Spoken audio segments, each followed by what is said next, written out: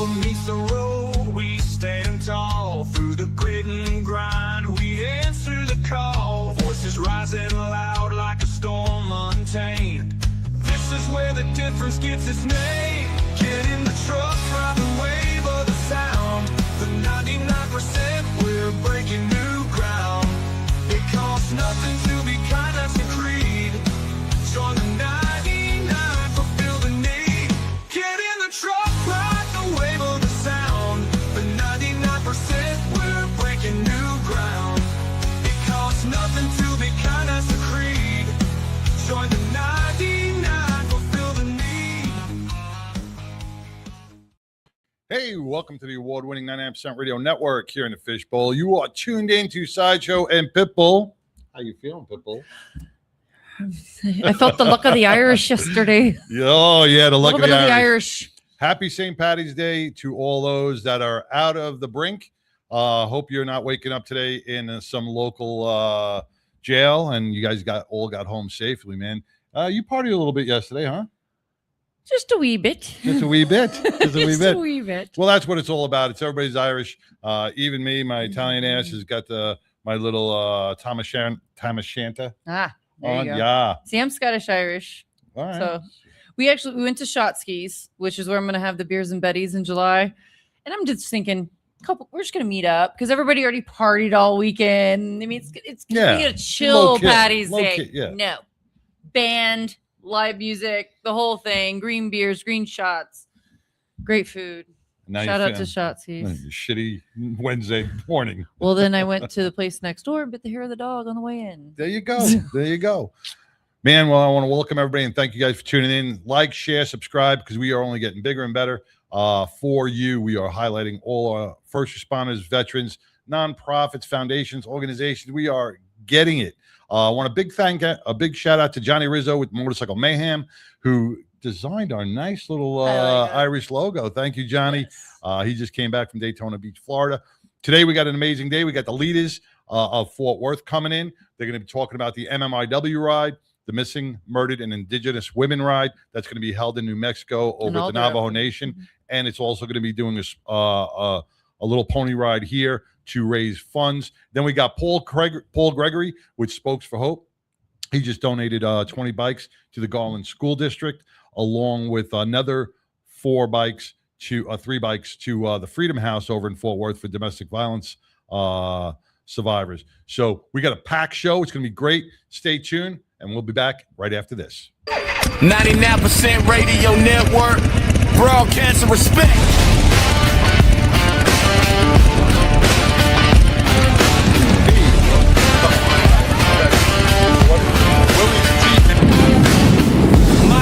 Let me talk my truth. Hey, welcome back, man. We are wrapping up from a great Java House Arlington Indy race, which with the Tattoo Mark Foundation and Small Town America. You know, it was an amazing race. I'm sorry the internet connections were a little off, but they were jamming all the signals for the safety of the drivers. So it was a little tough. We had to get some hot spots together. We had a lot of people there. Yeah, it was a difficult time. That was your first race. What'd you think of it? My first Indy race for sure. I mean, we had the pre-race. What was the first race that went by? That was like the NTX. That was cool. What wasn't as loud. Yeah. Kind of give you a little teaser of what it might be like. And then the race started. I am so glad I brought earphones and earplugs because it was like, you felt it. Oh, yeah. It was a lot. Yeah. And it was exciting. It was high octane the whole time. I mean, best seats in the house, in my opinion. I mean, oh, yeah. We were yelling at the people across. We're like, how are those seats? Yeah. Well, big shout out to the city of Arlington, to all the police officers, EMS personnel, everybody who put this event together behind the scenes. I want to give you a big shout out, because if it wasn't for you guys, this would have not been possible. You transformed Arlington into a road race, and you couldn't tell the difference between the Arlington streets and a NASCAR track. I mean, it was amazing what you guys did. Tattoo Mark Foundation, thank you for opening up your little headquarters. It was a great time. We had primo seats. We were featured on Fox I saw that. Fox News when they did it. And, you know, we were a little skeptical. We were a little worried about the weather because the winds were really heavy in the morning, and they upped the race a half hour because they were worried about the winds. They were gusting at about 50 miles an hour, and it was a little chilly, so that really hampers the track conditions. It does. But it turned out to be a beautiful day. Because they basically said they're cars like airplanes, but upside down. So a gust of wind can throw them right into the wall. The only thing I do hate, and I wish every track would do this because NASCAR does it too, is I hate when people win under a caution. That pisses me off, you know, because people want to see the fight at the end. People want to see them running for position. Is that what happened? Because I have no idea. Because we were. Well, what happened was there was a crash. I forgot what turn it was. It was around the third lap. And what happens is when the caution flag comes out, nobody could pass each other. They all have to stay in the same line. And no matter, so if you have to do 3 laps under a caution, that's it. Whoever crosses that, whoever's in the lead will. So there's no fight. There's no fight. Yeah. But all the drivers, you know, hey, listen, all the drivers did amazing. It was great. It was awesome. But it was a great event, great time. Everybody I think had a lot of fun. And you know, I drove by on Thursday and the roads were all clear again. Was it already? They took down everything.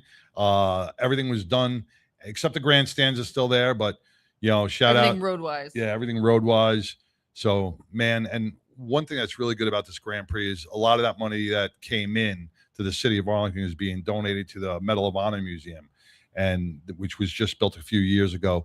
And that's going to help with the upkeep and keep it the pristine place it is and help draw more tourists to the Medal of Honor Museum because Arlington is turning into the epicenter of entertainment, even more so, and it's really supporting our veterans. Jim Ross, the mayor out there, God bless you, man. He's a veteran himself, a Marine, and he is doing a great job keeping that city together. So thank you, Jim Ross, for everything you're doing for the city of Arlington. We got some big events coming up. Lots of events. Are you capable of going through them? I think so. I think so. Our next one coming up is April 4th. Me and you are going to be at the new Roanoke Live, which used to be the old Chop Shop in Roanoke. We're going to be there for Tattoo Mark Foundation. And Invictus is hosting this. This is going to be from 12 o'clock, I believe, to 5? Yes. 4 to 5? Yeah. As long as the party keeps going. But we were going to be there raising bears or collecting bears, raising money for Tattoo Mark Foundation. Come out to that. It's at, I don't know the address off the top of my head, but it's the new Roanoke Live. It's the old Chop Shop. You can't miss it. Big live entertainment space, all the good stuff. And then right after that is April 11th. We're going to be at the DFW Car and Toy Museum for the roll call, passport, and toy run. Not toy run. Sorry. Take that off. But passport run, where actually you go in. They were supposed to have all these locations you can go and you get an extra ticket into the raffle. Yes. So you can be in the raffle for that, or you can just show up, get in the raffle for 150,000 airline miles from American Airlines, which is a lot. So we'll be out there. The Battling Betties will be out there. Car show at the DFW Car and Toy Museum. I cannot wait. I can't wait. I've been watching the Toy and Car Museum on Facebook, and it just looks. They just keep adding stuff. So much stuff. I think there's over 200 cars in there. So much, and it's a private collection. Yes.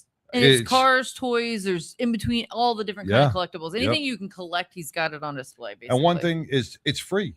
It's free to go there. So if you want to bring the kids, you want to, even if you don't come out to this event, but say you want to do something with the kids on a Saturday, has something for everybody right here. Yes. And I never knew it was here. Yeah. I know. Well, I pass it on the highway. Yeah. I just, now see him on Facebook. Follow him on social media. He posts a lot of stuff on there. But yeah, we're going to be out there April 11th for roll call, benefiting roll call and the veterans of that. And then shortly after that, we're going to be April 25th, Hops and Props. Hops and Props. That's our favorite. Glenn's already shaking his head. He loves Hops and Props too, man. It's the epic beer festival, in my opinion. I mean, you got history and beers, craft beers, epic beer flight. Yeah. I mean, which we'll talk to Glenn when he comes on in a minute. Because him and Robert went on that beer flight last year, right? We'll hear about how amazing that was. And everything they raise for this is their one event that they do each year. They only raise money this event for the museum, Fort Worth Aviation Museum. This is their event, so come out and help support that. There's vendors, food trucks, craft beers, Warbirds. I mean, Warbirds live that you music. can walk all around the kids. It's super kid friendly. the big Yeah. helicopters. Yeah. I It's mean, there's super so much kid-friendly. stuff. There's Yep. Yes. They had the reenactment guys from the Civil War there. The Thunderbirds. Yep. There's so much to do. Okay. It's a great event, and it's really inexpensive. It cost me It's free. $70 to take the grandkids to go see a stupid movie the other day, shitty food, and I was like, oh my god, the food was horrible. The only thing that was good was the seats. The movie, the cartoon stunk, but here it's cheaper to go to Hops and Props and enjoy everything. Yes. I can't remember the exact Aviation. amount, but I want to say it's like $25 to $30 ish. Don't quote me on that, depending on your discount, what your cost of your cup is, which is like a cup about this size, but it's unlimited. Yes. Unlimited amount of beer samples. You get to go to, I think they're up to 18 breweries. Yeah. And each brewery has like at least 4 to 5 different beers. Yeah. Yeah. Oh, let me tell you, this is the perfect place to take somebody that doesn't really think they like beer, and you bring it in there, and then you can talk to the people, because there's like the meads and stuff that are not necessarily the beer that kind of mixes. There's different levels. It's a good way to test your palate, and like, oh, I don't like Without that, or a I do doubt, like yeah. that. I love it. I'm a craft beer nerd. Oh, I am. Yeah. Are you really? I am. Uh, I love knowing the ABVs and the IBVs, See- like all that stuff. See, I didn't know much about the IPAs and the craft beers until I started going to Hops and Props. And now I kind of like them. But you know what? You can't drink a craft beer like you drink a regular beer. The alcohol, you got to watch yourself. content is The alcohol content's a higher. little higher. Now you can find some 4.5% ones, but a lot of them are about 11%. Yes. There's even a 12% if you get the. There's a dragon one. Let me tell you. But no, you know what? Fun little. Pace yourself. That's what it's all about. It's all about moderation and Yes. pacing yourself throughout But the once day. you kind of understand beer, because I'm a beer nerd, the fun story about IPAs, Indian Pale Ales. You know how Indian Pale Ale I got didn't the even name? know what that meant. So Indian Pale Ale, the reason why it became Indian Pale Ale, because they used to have to transfer, or they wanted to transfer beer across, the heat and everything across the deserts of, India. So they had to push a bunch of hops into the liquid, because hops are an antibacterial. So you put a bunch Look at you all chemistry out, so you man. put that into the Put beer. on my glasses and really, you're nerding out Put right that there. in. I am. I'm a beer nerd. And so after a while, it would be in the hop or in the beer, and it would ferment and get the hops and the taste, and then it got the high alcohol, and it made it through the desert because the antibacterial Indian Pale Ale. Very cool. Thank you for You're that. very welcome. Educational beer education. We're gonna have to start doing that. And we had Let's. yeah, we had Tika on with She's the whiskey from girl Barrel now. and Bones. She is the whiskey connoisseur. We're gonna have her back on real soon because I'm scared of whiskey. I'm not gonna lie. she's getting that That place peanut up and butter running. one, though. Was it peanut butter? Yes, very good, very good. No, it was root beer. Root beer, the Root beer. I was yes. like, I've had the peanut butter one, the root Yeah, beer root one. beer. Oh, Yep. Lord. That's dangerous. Lord. I'm going to put it on ice cream. And then right after that, after Hops and Props, we have So literally the next weekend is May 2nd, which is the Pinups and Pistons at the Fort Worth Indian Motorcycle. Yes. We're going to have a pinup contest and motorcycle show, all benefiting Camp Shield. All right. So All the right, right on. women veterans of Camp Shield. So- Empowering the women on bikes. yes, and we have Janie Balderas as a judge, and Miss Texas Janie Balderas, Miss Texas Brianna Smith, USOA. Yes. Miss Texas So will it'll be be a a good celebrity time. judge. Be a good Yeah, time. be a good time. All More right. details. Follow us for all the event updates. We got great vendors coming on too. I'm looking for a cigar guy still. I have some bites, but I'll reach out to Faustino's. We'll get Mongo to reach there out we to go. Faustino's. There we He'll go. probably want to come out there. I think you need to make good. The guys can have a cigar, watch a pinup contest. Hell yeah. Have their bikes in a Cigars show. and babes and bikes. Woo, you can't get no better than that. Right? All I like right. it. Well, you know what's going to get better than that? We're going to have Glenn Lawson and the Biker Wolfpack on right after this. So stay tuned and stay riding with the 99. Did you? Biker Wolfpack Law is a safety organization founded by myself alongside Robert Howell with the primary focus of motorcycle safety, advocacy for injured bikers, and just general protection for those injured while riding motorcycles in the great state of Texas. Biker Wolfpack Law is a division of Glenn Larson Law Injury Attorneys, which is my firm. What's different about Biker Wolfpack Law is it's a community-based, event-based connection component to make sure that motorcyclists have all of the safety information they need, all of the legal information they need, and frankly, if needed, that full-blown legal advocacy in times of injury through no fault of their own.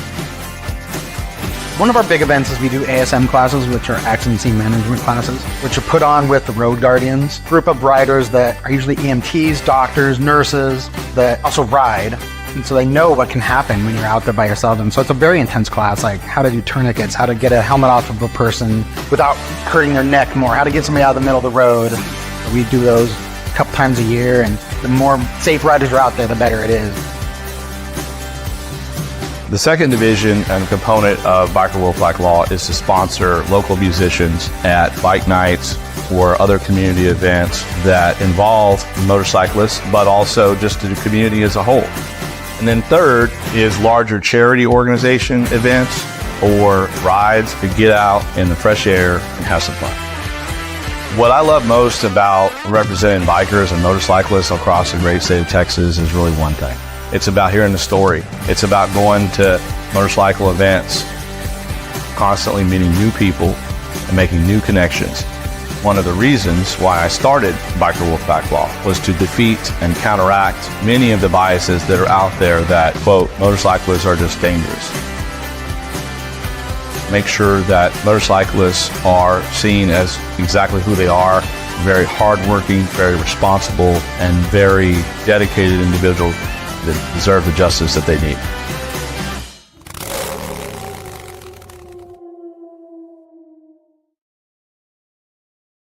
All right. Well, All right. Hey. Hey, we got a hangover from St. Patty's Day, or what's there you going go. on There you go. Hey, You got welcome. your hat on, too, you I know? got, I got to support the Irish. Hey, I was wondering. You know? You're like switching gears there, right?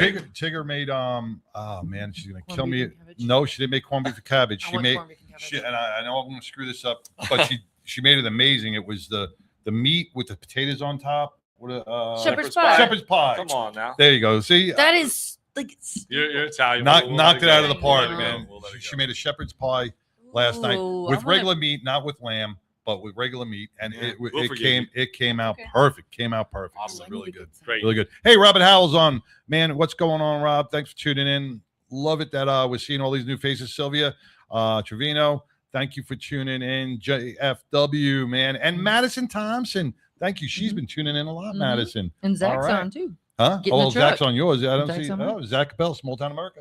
Anyway, huh? Tigger's on too. Oh, Tigger's on too. Hey, I just gave you, Hey. hey, Tigger, I just gave you a shout out for your That's right. just give you a shout out for your for the shepherd's pie. I So want some.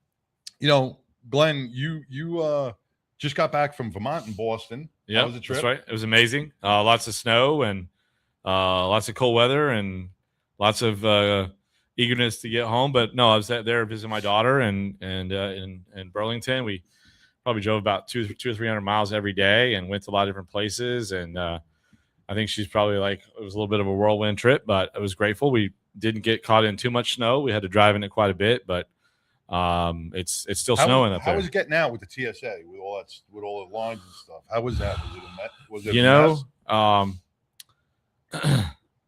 I would say that went really well. Oh, wow.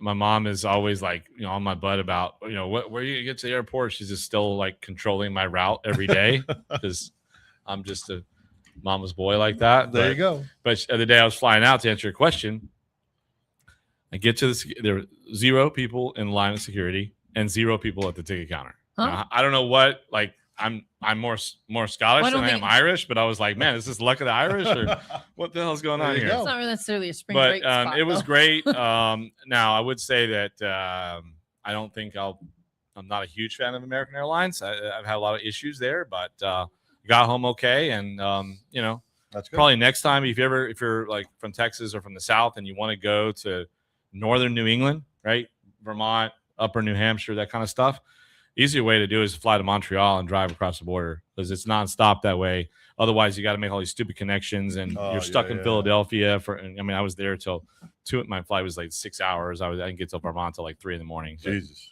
yeah, Yeah, it that's- took like I could have gotten to, Australia by the time I got to Vermont, basically. What are they saying? Like it was like 4 hours through security. Oh or yeah, well the something like TSA that? and you know we're gonna be feeling that pinch here when with the soccer thing with because all these TSA agents, they lost like 300. Yep. Now they're, if the government doesn't open back up, they're looking to shut down some airports. That's right. I did notice that they're in looking to shut down some Burlington airports. when I was flying back out. The crew was pretty low there. Yeah. And there was a lot of problems with the computer systems and the logistics. Oh yeah. I've never had it where you had to like scan your pass 3 times and give blood and check your eyes and yeah. Oh, You I know, wouldn't make They're sure. gonna make it all. You know, Ma'am. because you know what, they gotta open up the government, man. do a hat dance, you know, Yeah. something. You know what? Right? But anyways, it was good. I'm glad to be back. Good.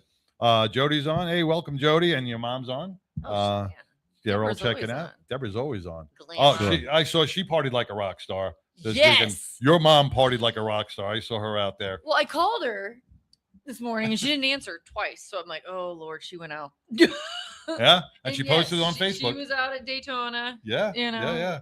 hitting up the streets. Yeah. Man, Like she should. I want to do that at that age. Mom, sorry, at that age. your mom's 29 forever, man. Yes. She is 29 forever. Yes, I get it from my Forever mama. young. right? Forever young. And Glenn, you know, we're just coming off the Grand Prix race here in Arlington. Now you Awesome. I still have a ring in my ears. you got another race coming up now in Austin that we want to talk about. Sure. A couple things to visit about today. Want to get back to basics on something about what are the 3 most common mistakes that motorcyclists and bikers make. Yes, I believe there's a difference culturally. That's just my personal opinion. That's a debate, open for debate. But what's the most common, 3 most common mistakes that people make when they're in a wreck?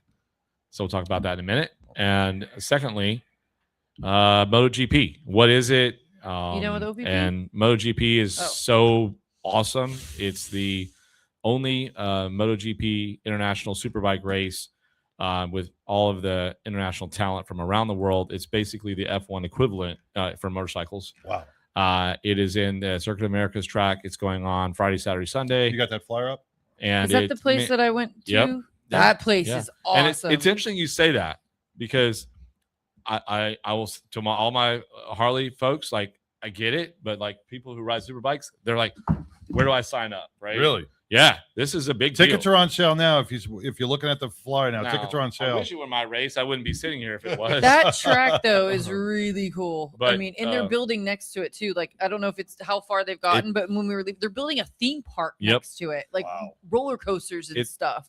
It's at the F1 track, which was originally built for F1. Circuit of the Americas, also known as COTA. So if someone says COTA, that's what that means. And it's on the west side of the Austin Airport out there in what's called Del Valle, Texas, southeast suburb of Austin. And so, yeah, it's an amazing track. There's going to be international races, all weekend, but the big race is on Sunday. Get a grandstand ticket. It's a way to experience an F1 type atmosphere, but in the motorcycle world. And Now, what kind of speeds do they hit? Do you know? 212. 212. So they're going On fast. 2 wheels. They're going 15. faster than the Indy cars. The Indy cars were hitting about 180 to 190 on the straightaways. These guys are hitting. I mean, they're going 215, over 200 for sure. over Yeah. 200 on 2 wheels. It's wild. Woo. It's wild. So That's gonna be like, it's whoop, whoop. it's and it's very similar the way they have it set up in terms of the international component. So internationally, Brazil is a big following all over Europe, of course, Italy for sure with all the Ducati team. So each of the mainstream manufacturers has a big component to it. Mhm. And to relate it to the Harley world, a lot of the it's not just super bikes. These are motorcycles that have advanced technology that's 5, 6, 7 years ahead. Really? And so a lot of some of the safety components that trickle down, some of the speed components that now are in like the King of the Baggers and different things. Yes, they're totally different motorcycles and all of that, but mostly the gear, right? That's the amazing part to me. These guys wreck and they walk away. Most of the I was time. just Not going all to the say time. that. No, but I've seen these guys wreck their bikes. They slide across the pavement, and you're talking about 200 miles an hour. They slide across the pavement, and this just shows how That's important gear. it is to wear the proper riding Absolutely, gear. yeah. And if you're going to ride a motorcycle with that low line of sight, boy, you better even be more protected, in my opinion. So I have a Man. question.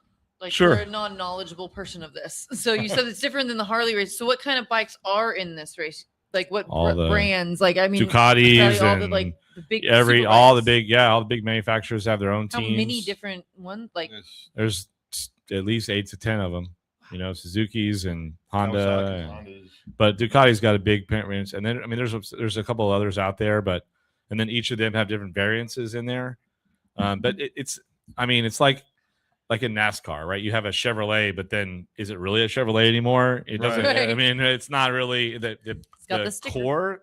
Like maybe the starter is from Ducati, but the rest of it is a custom build. Yeah.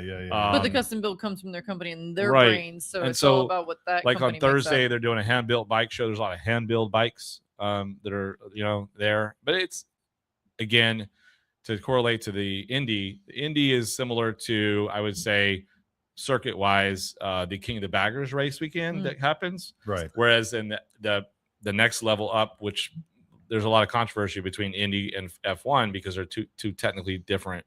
That's still what I both was, like, open wheel, talking about, yeah. but still competitively different. Mhm. Right. And so this is the international component of superbikes and motorcycles. So that's why it's like more like the F1. Versus why it's more similar to the F1 crowd and all of that.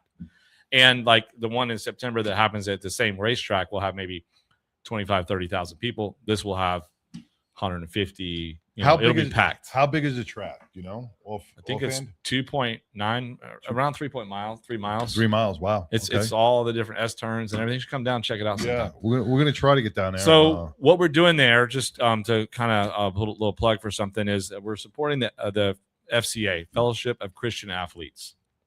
This is what I really wanted to talk about, something I learned about recently. I don't know if you knew about this, but FCA is a very large international organization, which a lot of us who love to support athletics know about. But they also have a motorsports division. So this is the Fellowship of Christian Athletes Motorsports Division, who does chaplain work, trackside ministry, and all types of ministry at track events for motorcycles. Well, my bet's on them because they got Jesus. They got on their Jesus side. on their side. and motocross. It's really big in the motocross world. And so on Wednesday night, we're proud to be a sponsor to the big dinner at the F1 track for that particular group. And we're going to be supporting that group and raising money for that awareness, because main thing that they do is in the summers in Texas, there's like 4 locations, I think.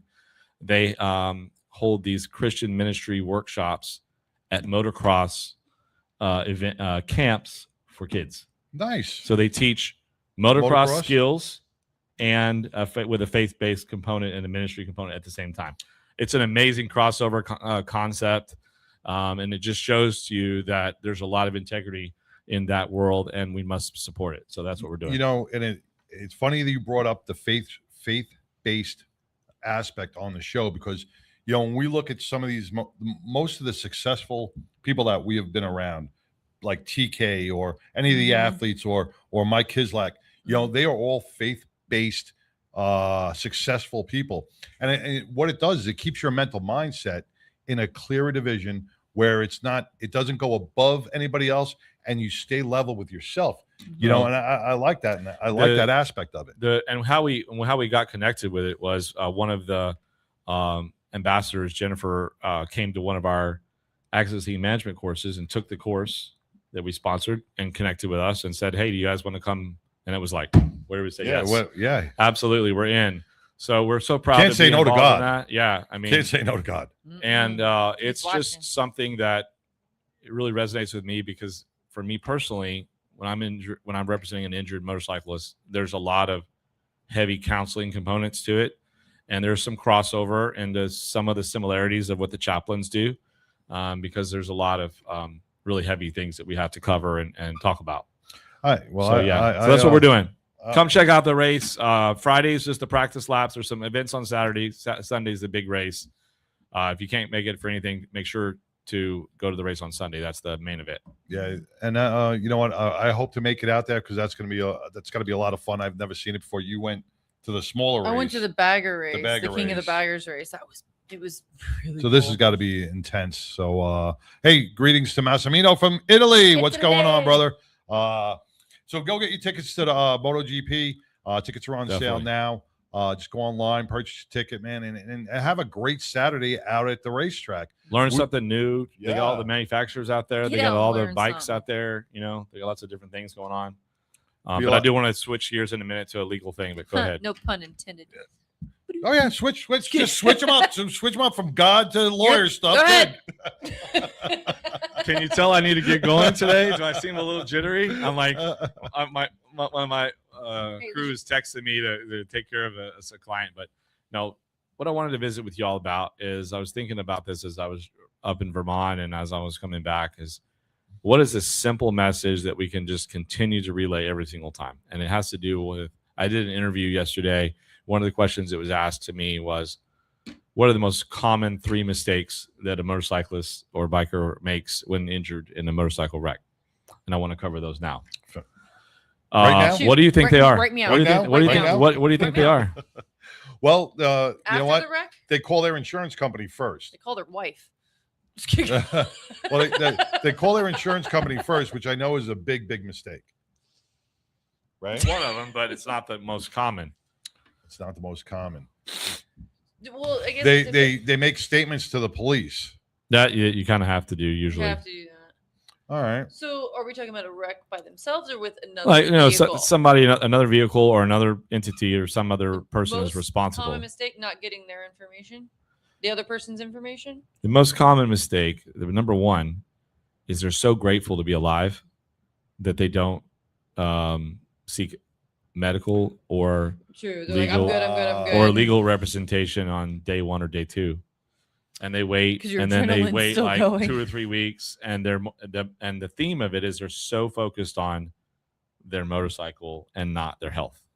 That's the most common thing that I see is like, well, what about my motorcycle? Rah, rah, rah, rah, all this kind of stuff, and I'm like, I hear you, dude, but I know you love You it, don't and ride like it if you you- painted it, and it's blood, sweat, and I can tears. definitely see that because if somebody's Yeah. lucky enough to walk away from a motorcycle accident with a little bit of road rash or a scrape, they're like, I don't want to go to the hospital. I don't want to do this. I'm walking. But- Yeah. You know what? The injuries you'll start feeling them the next couple of days. Yeah. Oh yeah. Or they just I'll be fine. Like one guy the other day, I was talking to him, and he broke his hand, and he's gonna have to have an amputation of his pinky, and he's just like so grateful that he didn't die. I mean, he still lost one of his fingers. Yeah, you yeah, know? yeah, So, and as I was talking to him, he was, I was talking about why I should represent him, and he's like, "Oh, I'll be all right." And I was like, "Well, how are you gonna shift that clutch with that? Like, how are you gonna? What are you gonna do? How are you gonna operate that particular? I forget what motorcycle he had, but how are you gonna operate your motorcycle the same way when you get a new one? After I help you, Right. And because his hands are all screwed up, so just not thinking the long term through, and being really just in love with the fact that you survived and you have some minor injuries, and there's some fear of the medical community and all of that. So just contact us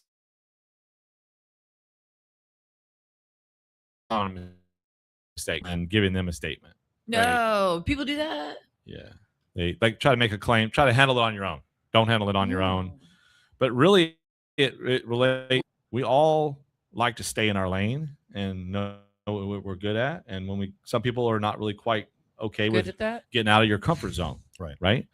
And so the second most common thing is related to something that insurance companies prey upon is a fear or a guilt that is associated with hiring a personal injury attorney. Well, those are just ambulance chasers. Well, you don't need that. I mean, there's literally all kinds of literature and marketing materials out there that talk about this, and billboards on the highway. I was going to say that's probably the third mistake is calling a billboard lawyer. That's just marketing propaganda. That's That right. Think how much that so billboard costs. and let me ask some, like if you're a divorce lawyer or a homeowner claims lawyer, whatever it is, and you buy into some of these marketing plans, you don't know nothing about bikes, but you're still able to handle their claims, right? Is that how that works with the billboard stuff? Because you don't know who you're getting. You know, when you call those don't. attorneys, you don't know who you're getting. There are some rare birds out there that make exceptions, but generally speaking, to answer your question, it's like the difference between going to Ross to buy a suit for a wedding or going, to at least a local mom and pop custom place that knows what they're doing. Right. Now, obviously, Yep. as a regular tailor. But yeah, like, you get what you get, and that's what it is. It's like a steak. Because a lot of those Yeah. a lot of those places actually refer to firms like mine, but that's a whole nother story. I'm not gonna comment on. That's just a totally different. Yeah, that's like the difference between filet mignon and White Castle, right? So do your due diligence. Yeah. And the part of that is the most important is you need to hire a motorcycle injury lawyer, not just somebody that's a lawyer, because you got to stay in your lane and know what you're really good at. The last thing is this, and this is probably the most important to talk about. You bought a trike recently, right? Yes. Were you really excited to get it and like out the door Without and a all doubt. that? Yeah. Did you purchase your motorcycle or add your insurance coverage that day? I did. I did. And because they're not going to let you leave the dealership That's without right. insurance, Right. so I just got on my phone. Yep. And because I was so excited, like I said, Right. I want to get that. I don't want to wait till tomorrow. So I got on and I Lori's gonna purchased- come after you too. I purchased the cheapest insurance and just to get to get it out the door. Then I had you do my evaluation and I upped all my insurance. Sure. But that was almost 7 months later. So there's a 7-month window there that I could have been injured and been so underinsured. And insurance companies want people to overthink things. So many people think they can handle legal issues on their own. And damn it, I'm sorry, but you have in your profession what you're really good at and everyone else does. This is what we're really good at. This is what we're passionate about. We've been doing over 20 years. So don't try to handle it yourself. Hire a professional. But to answer your question, the most common mistake is actually on these apps like Geico app, all of them. They have them pre-programmed.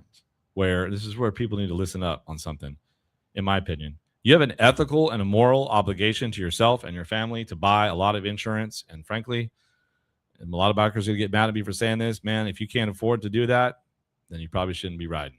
True. I'm just saying. So, a couple cases of beer, a couple of steaks, a month, a couple of extra meals out, you can pay for that difference in coverage probably. I know insurance is expensive, but when you're signing up on the app, look for the checkbox that says declining uninsured or underinsurance motors. It's usually defaulted to that, making you intentionally decline that coverage because everybody knows they want the cheapest rate, and that's fine. I get it. But please uncheck that or do not decline the UIM coverage, because if you decline the coverage and then someone hits you and they have no insurance, which happens about 25% of the time, 25%. Wow. Maybe 20%, but it's over 20% in motorcycle cases, because in motorcycle cases, when somebody hits you, right, they know they're going to be in deep shit if they're at fault. So guess what? They take off more often than not. In a regular car wreck, people are going to, but in motorcycle wrecks, the rate of hit and runs is higher. Because they freak out. They're or scared. they're an They don't have idiot the and they endorsement cause a half the change. time. Maybe they don't even know maybe they say they didn't know, or maybe they move over and then something happens, chain Right. reaction behind an 18-wheeler pulls over, Well, does something traffic stupid. too. You just don't know, and they cause it, but they take off. Yeah. And so in that situation, if they take off, or you can't find the person responsible, you call me to hire. 30 days later, I'll call you and say, I'm sorry, I can't help you. Even if you've got 47 surgeries or you're dead. And you run It a lot of sucks. you It sucks. run a lot of So get that accident right injury insurance. Yeah. cases for motorcyclists. Do you find that many of the people that come to you are underinsured, not only for themselves, but how about for their passengers? 90% of the time. I think the 90% passenger of part- the time. 90% of the time, more commonly, probably 75, about half of the time, people don't have it at all. Well, I think the biggest thing Lori even was saying when we had, I don't remember when we were talking about, but like a lot of times these motorcycle riders or that own the bike do not cover their passenger. So these girls are getting on the bikes. I'm just classifying it. as Yes, yeah. Get on these bikes and they're like, oh, I just want to ride. And they don't know these people and they're not covered by these because no guy is going to be riding bitch, so it's just not going to happen. That's a more Depending on what rally you're at. yeah, that's a more complex issue because obviously if the motorcyclist is at fault, then the liability claim comes in. I'm just saying in general though, like have coverage if you're planning on putting somebody on your bike. If you plan on having a passenger, your wife or the side chick, have her covered. Yeah. Make sure you cover. So what you need to do to cover that is look at that second number in your digit, like it'll say 30, 60 or 50, 100. I'm talking thousands. Just look at that second number because that will cover the other people that are riding with you. But not for the liability part of it because that doesn't cover. It's the underinsurance part that has to be done.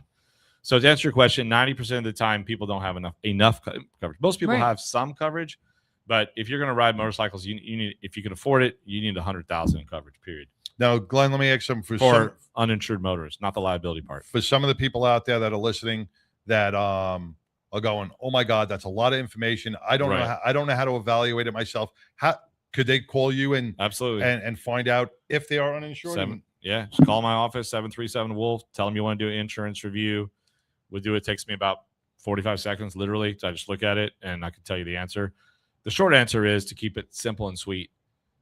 Just make sure that on your declaration page or your information sheet, the sheet that has all the numbers on it is what the easy way to call it, that it says at least on the first number for uninsured or underinsurance motorists, in my opinion, the minimum is 30,000. If you can only afford anything, just get that. But if you can afford it, bump it up to 100,000, that first number for uninsured and underinsurance motorists. That will protect you. And also look at, the same thing for your motorcycle, because a lot of times, like if somebody, you parked at a hops and props on, ride your motorcycle and you park it on the side of the road, some idiot hits it and takes off and you don't have insurance. Now your whole bike's screwed and you paid cash for it. Now you're down $15,000. And silly question. Like, I know we have a lot of bike shows. So if you have your bike on display and somebody scratches it, is that covered something by insurance? There's other types of coverages that are applicable. Maybe I'm getting into something different. Insurance companies will sell you anything they can to make money, right? Yeah. So I don't know of that scenario, but I do know there's like with trucks and different motorcycles, you can get a extra coverage for add-on accessories and things of that nature, but so it's probably not worth it. Depends on what your lifestyle is. You're going to find a coverage that fits your lifestyle. If you're doing bike shows, you're you're going to find a coverage that's worth. Common thing is that most coverages will cover personal protective gear, so helmets, jackets. I mean, all that stuff is covered on. And I mean, that's what we do for people when we help them with their property damage claim. We also look at what was the cost of your helmet and what was the cost. I mean, all the gear. And we don't charge you money for that. That's just part of the property damage claim. A lot of people don't know that, and it can add up to a couple $1,000s pretty quickly. Then you also got to think about gap insurance. You know what? You're spending $30,000 on a bike. As soon as it leaves that parking lot, it's going to depreciate, and you're going to got all these payments. So once you total your bike, they're going to say, "Well, it's only worth about $22,000." That's right. You still owe $8,000 on the bike. If you don't have proper gap insurance, guess what? You're on the hook for that other $8,000. So you want to make sure you have your gap insurance as well. This is when a gap is good. And that's a final thing I wanted to say, actually. When you're selecting an injury lawyer to help you, hire one that will also help you with the property damage part of it, because most of us will help with that for free. A lot of us will. A lot of them won't. And my story is that a client should not be speaking to the insurance company. Without a doubt. Period. That's like talking to the dark side. Made it the dark side. I was about to say another word, but because not only do I like Glenn, we're also a client. But honestly, it's made it easy through our scenario. I mean, we just call you guys. You guys get the answers, and we don't have to go through all the phone calls and figuring out stuff. We just call you guys, and you guys have it for us. It makes it so much easier. 737 the Wolf, man. Appreciate 737 the Wolf, the Biker Wolf Pack. You know what? At least get an insurance evaluation. It takes no time at all. Give them a call. Make sure you're insured. Make sure your passenger is insured, and worry less about your bike and more about yourself. Heed the warnings about making sure you call your attorney first. Get to the hospital, and do not let the lawyers call your insurance company. Take care of and yourself. if you want to have some speed, go watch others do it on a track in Austin at over 200 miles an hour. This coming weekend. Okay. Well, you want to sit? We're going to be bringing in Lori Montoya with Biker Down. Thank you. And we're going to, I'm sure she is out there listening. She's going to draw some comments on what we just said so we can talk more about that. Let's bring on Lori. Let's do her opening. We'll jump right into Lori Montoya with Bike It Down.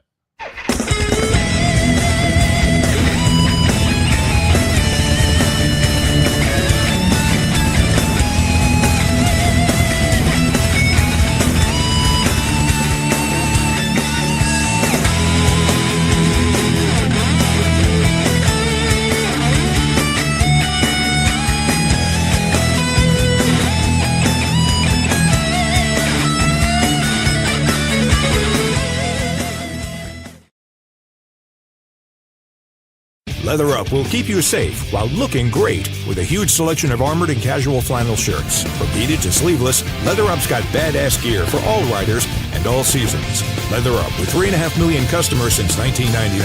Iconic biker brands like Milwaukee Leather and Hot Leathers to give you the largest selections anywhere. Comfort, variety, classic styling, and affordability with free same-day shipping on orders over $100. Visit leatherup.com and use the promo code MAYHEM for 20% off. Did you do Lori's opening yet? Mhm. Oh, hey, Oh, yeah. welcome back to the 9 to 9. Welcome back. Lori Montoya from Bike It Down. Where is In the Lori? world is Lori. Is she in Vegas? Is she in Colorado? Is she in Lori is in Daytona? Colorado. I'm getting ready for the Colorado Motorcycle Expo down in the Springs this weekend, so that's why my office is absolute chaos. It looks And I like really, time. I don't even know what to talk about now because Glenn stole my whole segment. But I love, Well, we just got to keep reiterating. Reiterate it. I love that he did that because, as you guys know, I created this thing that says, "Are you really covered?" And so I kind of thought today it's about preparation, not just about your writing skills. The goal of all this, everything that Glenn is saying, everything that I say every week the goal is not fear. The goal is preparation and knowing there's nothing better than when that tragedy happens to you to know that you're covered and not say, I wish I could have, I thought I had, I just happened to get in the mail today my declaration page. So I was kind of reviewing it. I got it from Progressive because we sold a bike and, they sent me my declaration page. And, it's really easy online to get a copy of this so that when you call Glenn, you can tell him what's line 1. My first line is liability to others, 250, 500. It's so vitally important that you're prepared. So what I did is, as you guys know, I created some questions, and I actually do this at the accident scene management class because that's the moment where people are in the zone to realize that accidents happen, want to be prepared to help and render first aid. So they're in the mindset of saying, okay, I don't know what I have for towing. I don't know what I have as far as my bike and everything else. So I thought that it would be great that Glenn would be on when I read a couple of these questions. And so scenario 1 is a driver makes a left turn in front of you and flees the scene. And the question is, who pays the repair or replaces your motorcycle?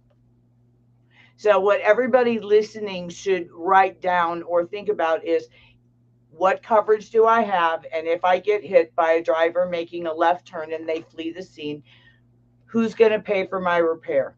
Who's going to pay your deductible?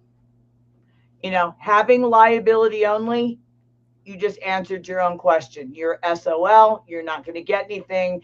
And the odds of them finding that driver, because they don't always flee because they don't have insurance. Many times they flee because they have a warrant out for child support or they just don't want to go to jail or they're afraid they're going to go to jail and stuff. So having liability only is just you shouldn't have it. And if you are going to have that and take the risk of losing your bike, at least add med pay, right, Glenn? A PIP would be better than MedPay if you can get PIP, it. Yeah. PIP or med pay. So everybody write that down. The next one is the at-fault driver carries only $25,000 liability coverage. Your medical bills are $145,000. Yeah, and that's probably minimum. And if you're out in Colorado and you got to be medevaced after the scene of an accident, $65,000 to $70,000. just in the And, medevac and cost to the even if you have health insurance, that's not going to cover you being medevaced out. So to the people out there that like to be prepared, that go on cruises and everything else, I would ask you to think about having an emergency accident plan. That covers you, that will medevac you. Like as an example, if you're here in Colorado and you're up in the mountains and you get injured, they're going to take the ambulance to that small hospital, but then they're going to realize that you need a trauma center. They're going to call Lifelight to get you down to Denver. And in those scenarios, there are times that you could use your emergency assistance plus or something like that, because there's really no coverages out there that are going to cover your medvac out. So that's something very, very important. But now you found out that the driver that hit you, because we all want to be made well, you find out, and I disagree with the 20% of people being covered. I think 30% of them aren't covered. And then the other 25% have very minimal coverages, because as Glenn will tell you, your bill just going through the ER is going to run you between $55,000 and $65,000, because they consider it a trauma. They're going to bring in brain, spine, everything. And I had something to add there. The reality is, and this is very cynical, especially down here in Texas, the hospitals know when someone's in a motorcycle or other wreck and there's a potential personal injury case. And so they jack the rates up. Really? Oh, yeah. The hospital jacks the rates up? Oh, yeah. In my opinion, I can't prove it yet, yeah. but I've seen it. I mean, practically speaking, because they know they can get paid more. Right. So then and you should never, ever, ever give them your bike insurance. If you're awake, you should never, ever. They don't need to know you have med pay or anything. None of that is relevant to treatment at the hospital. And sometimes in those moments, they just, people just start giving out more information. So one of the things that Glenn was saying is something to think about when you go to the hospital is shut up and let them treat you. Yeah. And just say, call my family. You don't need to be, telling them your life story, because again, they will, want to attach your med pay. They'll want to try to get the minute they really realize that, hey, you're responsible and prepared, they're prepared to screw you. And it's sad to think that they would do that. And that they're. There's not every. No, but it is what it is. Let me be the typical lawyer and backtrack. Okay, there's some the major trauma centers don't do that, but these regional sort of one-off hospitals kind of a thing. The billing practices of ERs are just literally all over the moon, right? All over the universe. It's whatever they can get, and it's just crazy. I'm just saying that at the same time you have to. You have to get the treatment you need, right? Correct. So they got you hostage, literally, They're right? They're treat you regardless. So, but the reality is you need to think about that and maybe that will, in some people's mind, would deter them, like you were saying, to go to the hospital. But my husband was hit by a hit and run driver, rode his bike home, because he was only a mile from the house. And then, I was so mad at him because he didn't follow the protocol. He didn't wait for the police. And I'm like, I had, Glenn, Scott, I had, A, B, and C people that were at the house and saying, dude, we need to get you to the hospital. And he had 3 cracked ribs. Yeah. I'm sure the beating by you. We just talked about that. I'm sure the beating by you was worse than the motorcycle accident. Well, I was in Vegas watching Elton John. He didn't get his butt kicked till the next day. But my point to that is that his ER bill, and this was over 10 years ago, was $65,000, and he was home in 5 hours. Yeah. So you got to think about that when you're saying, okay, I've got liability only, or I don't have insurance, or things like that. How that when you see that bill, it is just shocking to you. And of course, your first response is find that driver, or I want the driver to pay. But you have to be so prepared that driver, what are you going to do when they have $25,000 liability? Glenn's going to look at you and go, you know, I would love to help you, but he's also probably, and I don't mean to speak for you, the type of attorney that says, you know, I'm going to eat up a percentage of this, and there's nothing to get. Right. You know, that's just reality. That's just Yeah. reality. Now you, on top of that, now you take a passenger was on the back with you, and you know, I told you that scenario of my girlfriend that became, you know, the Rick and Tammy that were on, and he found out that their insurance wasn't correct, and they're looking at millions of dollars in her recovery, and I hate to say it, but they're really struggling, and all of these things can be preventable, and that's what Glenn is saying, and I want to support that.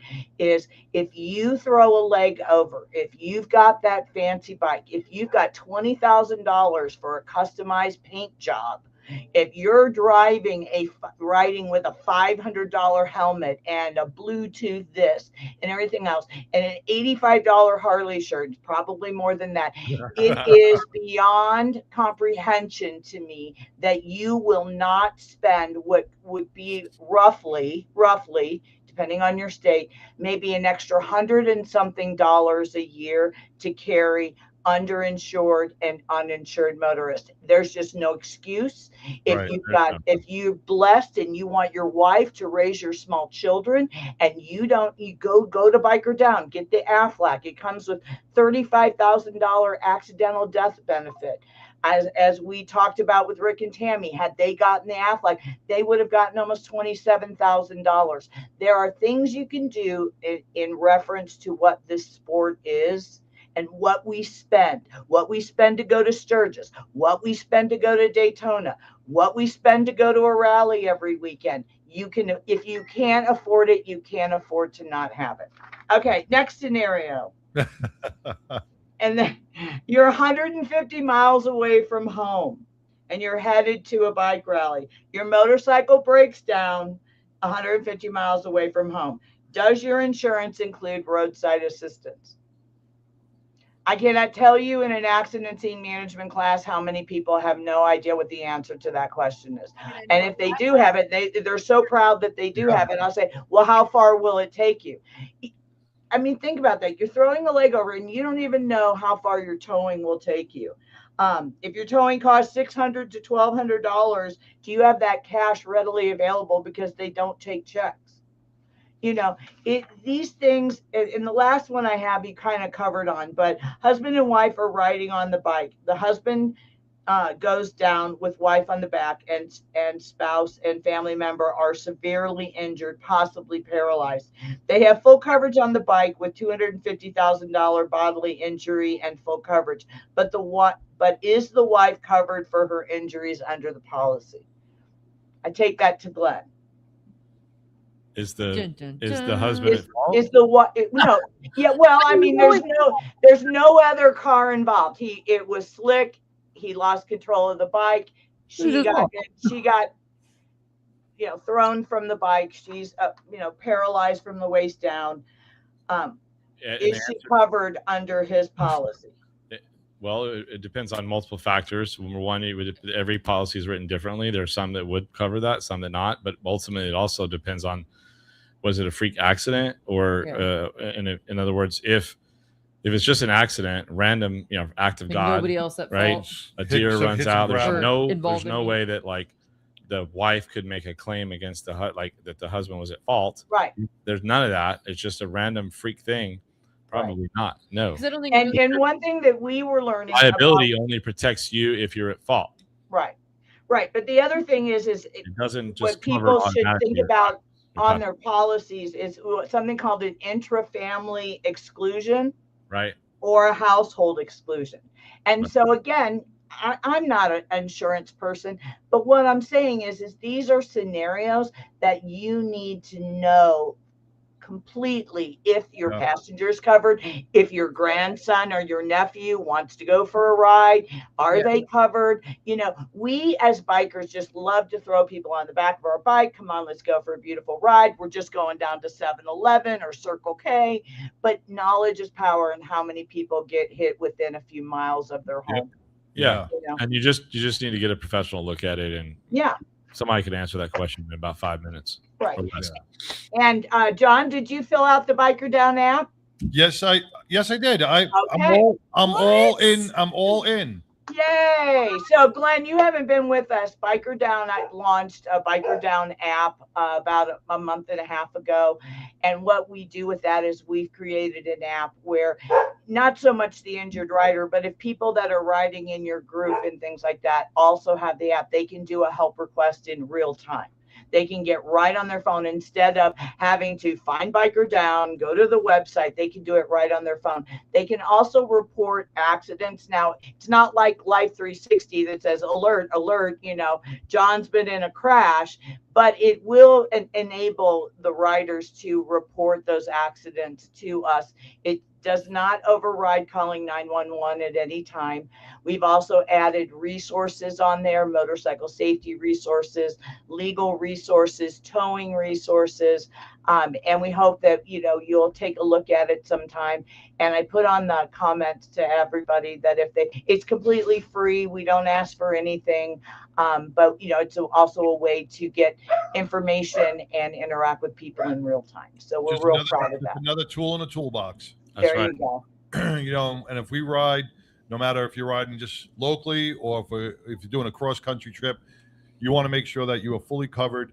It takes 45 seconds to show your insurance paperwork to Glenn. He'll tell you if you're insured, underinsured, because you can never be overinsured. Who's covered? Get the Biker Down app on your phone. Just another Get thing. Aflac. And get Aflac. Right, John? Get Aflac? I did not get Aflac yet, but I will. I'll tell you. I got the app. I got the app. Hey, baby steps. Baby steps. I did being two prepared. things. I had him in. I had Took Glenn 4 weeks, but go he over did my it. insurance, which I found out I was sorely Sorely. under insured. That's right. So I did my insurance. Listen, my insurance it's truly more important that you did that step. The only reason that I preach about the Aflac is that it covers you anytime you go to an ER or an aftercare or something like that. I agree. And if you're even in a car, a car wreck, if you're hiking in the mountains, if you're doing some of the crazy stuff you guys do, it really does protect you. And I've given our listeners a few really serious, you know, especially in catastrophic type of accidents, the real scenario, because what I've always said is accident scene management is great. That's preparation. That's knowing what to do in the event of an accident. And then here the accident comes and somebody like Glenn steps in and is going to help you get recovery and everything else. But there's a huge gap in between of how am I going to survive 3 months, 6 months, 9 months until hopefully I get that great settlement and stuff. And so these kind of the underinsured motorists, the Aflac and things like that can really help you keep your nose above water so that Glenn can focus on, you know, getting you the most that he can get. So, And that's so amazing, because what you need to really do is take one of the accident scene management courses. I'm challenging both of you, Pitbull as well, to do that. We are setting one up here in Texas. So and I'm willing to come in and drag them to the class because I've been doing it for 15 years. Well, I would rather have that because I need. And I talked to Vicky a few weeks ago about doing a little collaboration, and I'd like to put accident scene management on the app as well, so that people can go on there and take classes. We put Break Free on there.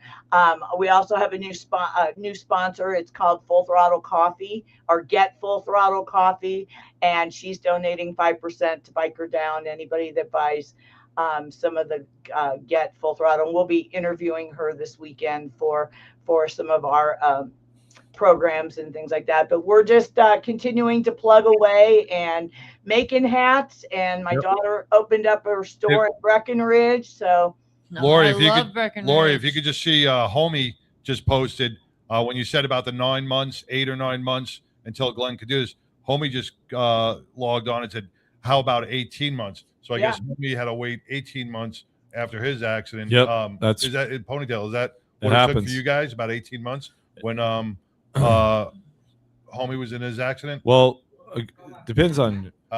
Well, he's saying, damn, how about 18 months when to get everything? So that's In almost motion. 2 years. Oh yeah. So well, here's the problem. Here's the problem. Is it hasn't, and I hate to, I hope this isn't saying it the wrong way. There has nothing to do with Glenn getting you an expedited settlement. I used to work insurance defense in Houston, and I was a paralegal, and my job was to paper Glenn to death and ask for continuances to death. Because 96% of the cases that we did, the way we generated our fees, insurance companies have no problem paying an insurance defense firm $5,000 to $10,000 a month. And if you really take what Glenn was probably demanding, hypothetically, and I'm only using you as a hypothetical, you take what the demand is, and then you take what they settle for, and then you figure in $5,000 to $10,000 for those 18 months. It's probably close to the same amount of money, but they will rather spend that. And hear my toy hauler on Labor Day weekend in September. I got my toy hauler back 3 weeks ago because the insurance company was trying to find every single possible scenario to not just total it and let me get back on the road. The insurance companies are made to not be your friend. So those kind of settlement times are a reality, but it's not a reflection of your lawyer. It is a reflection of how long it takes for that insurance defense firm to finally say, okay, well, we've really taken this as far as we can take it. Now we're going to go to trial, because Glenn appears to me to be the kind of guy that says, fine, dude, let's go to trial. And then they'll even let him file and then start doing discovery and then scour your Facebook and do everything to try to lay the blame on you. And these are the realities that happen in those 18 to 24 months that people, and all bikers want to do is throw a leg over and get into the wind and have their church. But preparation is key. You have to get the lawyer to take this over for you, so all eyes are Know dotted. about riding your motorcycle. Yeah. All right. Well, hey, one thing at Okay. the end there. All right. The only prescription for the fever of the screwed up insurance More companies cowbell. is to No? call a really good injury lawyer, and most of all, to learn the skills to save your friend's life on the side of the road. Yep. Through one of these courses. Accident scene management classes. And call Biker Down so that I can help you with financial strategy. All right. Well, Lori, thank you so much. Great information once again. Thank you for staying on, Glenn. I appreciate it. No problem. Yep. We just keep reiterating this as each biker, make sure that they are covered, make sure that they are insured, and make sure that they are safe on the road. And that's what it's all about. Getting out there, having a great time on the bike, and then getting home safe and parking it back in your garage. Thank you, Lori. Have a great time. All right. All right, Glenn, man. Thank you so much for everything. All this information was amazing. Yep. We will see you next week. Yep. All right. No, next week I'll be at the racetrack. You'll be at the racetrack. Yeah. So go live from the Recovery. racetrack. We'll go live from the racetrack. I'll send you the link. Show us little clips. Just say yes, Glenn. No, he doesn't know how I'll to be do it. driving down 35 at All 3 right. o'clock on Wednesday. All right. Well, make sure you go check out the races this week in Austin, man. That's going to be an awesome thing to do. And we're going to take a quick break because I know Pitbull's got to pee. And I'm not supposed to say that. You wrote it down. I got to pee. I told you when you come here hungover, this is what's going to happen to you. All right. We're going to be back right after this with the Litas and the MMIW ride right after this.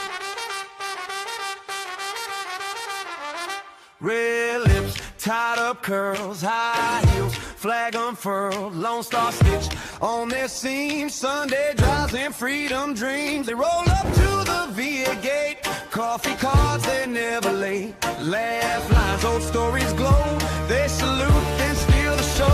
Hey! Cattle and Betty's of Texas. Country first in their hearts. Pin up smile standing at attention.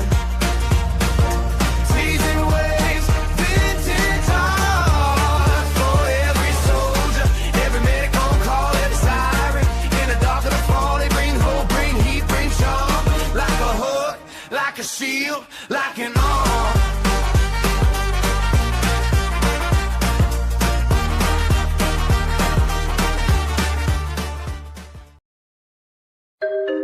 I was in an accident 12 months ago to the day. I was driving on southbound Santa Fe and somebody did a suicide left in front of me and I T-boned him at 45 miles an hour. From that point forward, I don't remember anything for the next 18 days because I was in a coma. She broke 9 bones, lacerated my spleen, put me in the hospital for 21 days. I remember none of it. Biker Down was founded in 2011 after riding several rides over the summer and seeing tragically my friends get injured, and I felt that there was a need missing in Denver and in Colorado for an organization that helped the biker community. As you may know, the bikers are one of the most charitable entities out there, and what we do is provide them a variety of services such as medical equipment, financial assistance if necessary, and a plethora of resources to help them stay afloat during the hardest time in their life, which is their recovery. You know, my biggest hope is that I'll never get another phone call that a biker's gone down, but you know, that's not realistic. So I think my true realistic dream is that we can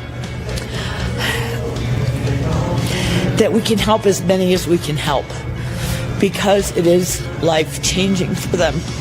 Certainly donating and volunteering your time, and even if you can't do that, attend our events. You know, attend our event and get a $20 t-shirt for your $20. You know, those kind of things make a big difference in a small nonprofit like ours.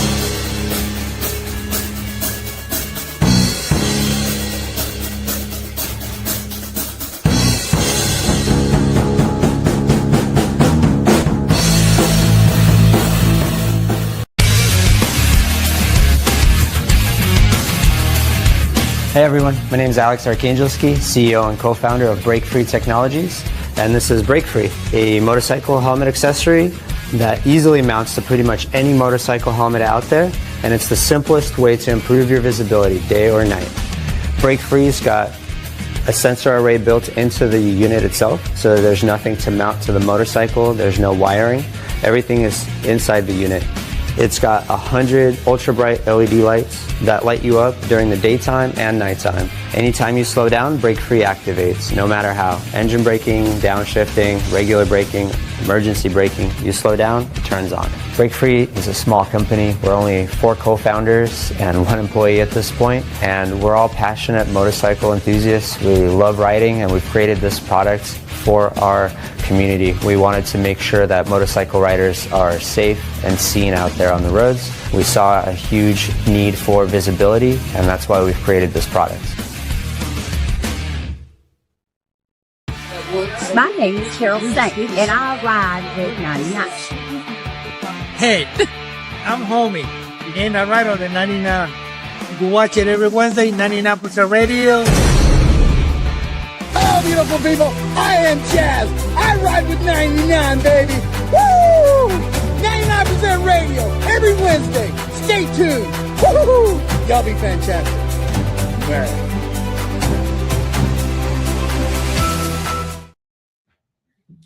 Hey, welcome back to the 99% Radio Network here in the Fishbowl.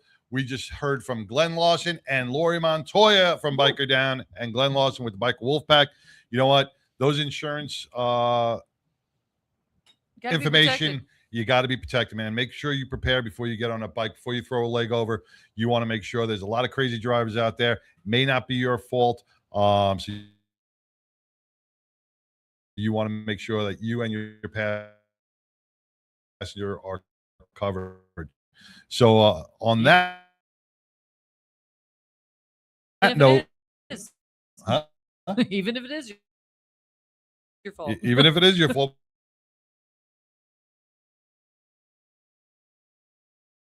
Well, you know what? These Texas roads, with gravel anytime and we get a little bit of rain, I mean, the roads get slick. Yeah. I mean, because we don't get it very often. and no one knows more about riding miles than the wonderful Litas. Welcome, ladies. Thank you. Worldwide, right? Yes. You're worldwide, and we are proud to have you here in Texas as well. Ponytail, just introduce yourself and tell us how long you've been riding and what the Litas is all about as you go down. Been riding for about 12 to 14 years. And I ride with these two over here. A lot. They're my co-founders at the Fort Worth Litas. We're basically an all collective female riding group. And we have our own branch here in Fort Worth, Texas. We're also helping the missing and murdered Indigenous women, which will have a polka ride on April 18th. And so I'll let you introduce yourself, Christy. My name's Christy, aka Blinker. I've been riding for about 4 years, and like she said, we gather and we, have like several women that we ride with. So I'm going to pass you off to Tammy. Well, I guess I had to come over here and sit on her lap. So. There you go. Welcome all women, all bikes. So yeah, just Yeah, find us on Facebook. And each and every weekend, you guys are doing something. But with the MMIW, with the missing, murdered, and indigenous women, I know you guys ran out there last year, and you guys got caught in a hailstorm. Yes, we did. Yeah, you got caught in a hailstorm. It was But pretty rough. still, the travel from here to New Mexico to the Navajo Nation, it's not an easy ride. It's a great ride, scenic ride, but it's not an easy ride. And you guys persevered right through all that bad weather, man. It was brutal. I saw you guys. I saw Homie on Facebook. I saw all you guys on Facebook taking cover under the awning of that gas station. But this is what Texas and this is what the Midwest is all about. We never know when we're going to get hit with those storms. So we have to be prepared, and you have to have great mentors like yourself, Jeanette, to mentor the younger riders on how to ride. Like, you've never ridden in hail before? No. And what's the first thing you did? Were you like puckered up? Yeah, very much so. Like, where's the next exit? Yeah. And it's a scary thing. Even in light rain on these roads, it is scary because the oil does come up. So, like I said, when we were talking to Glenn and we were talking to Lori from Biker Down, it's all about making sure you're prepared, especially for these long runs. What do you ladies do to prepare for a run like to New Mexico? Paul, you were you ran on that run for the MMIW the first year we did it, right, in New Mexico? Yeah, you ran on that. So what do you do to prepare? So we really didn't know what to expect going out there, and so we kind of took all different kinds of clothing. Like, we had heated gear, and we had chaps, and we had jackets, and one day it's hot, one day it's cold, and it's freezing, it's raining, it's hail, it's mud, so pretty much dirt. anything that was thrown at us, we had thrown at us.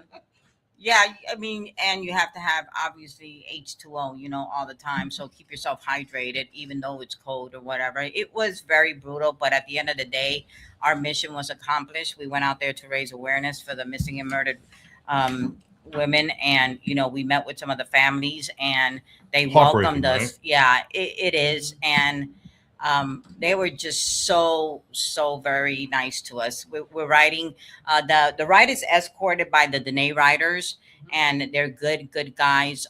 We were out there with they have their families out there. Their wives are in the back. Some of the kids ride, and we've met a lot of great people. They fed us. You know, they did their ceremony, and I'm sure you guys know Yeah. Gabriel. Yep. He was out there. He hosted a ceremony before we even started the. Well, that's trip. Gabriel's. That's Gabriel's. That's Gabriel's Yeah. home, the Navajo Mhm. Nation. He is of Navajo descent.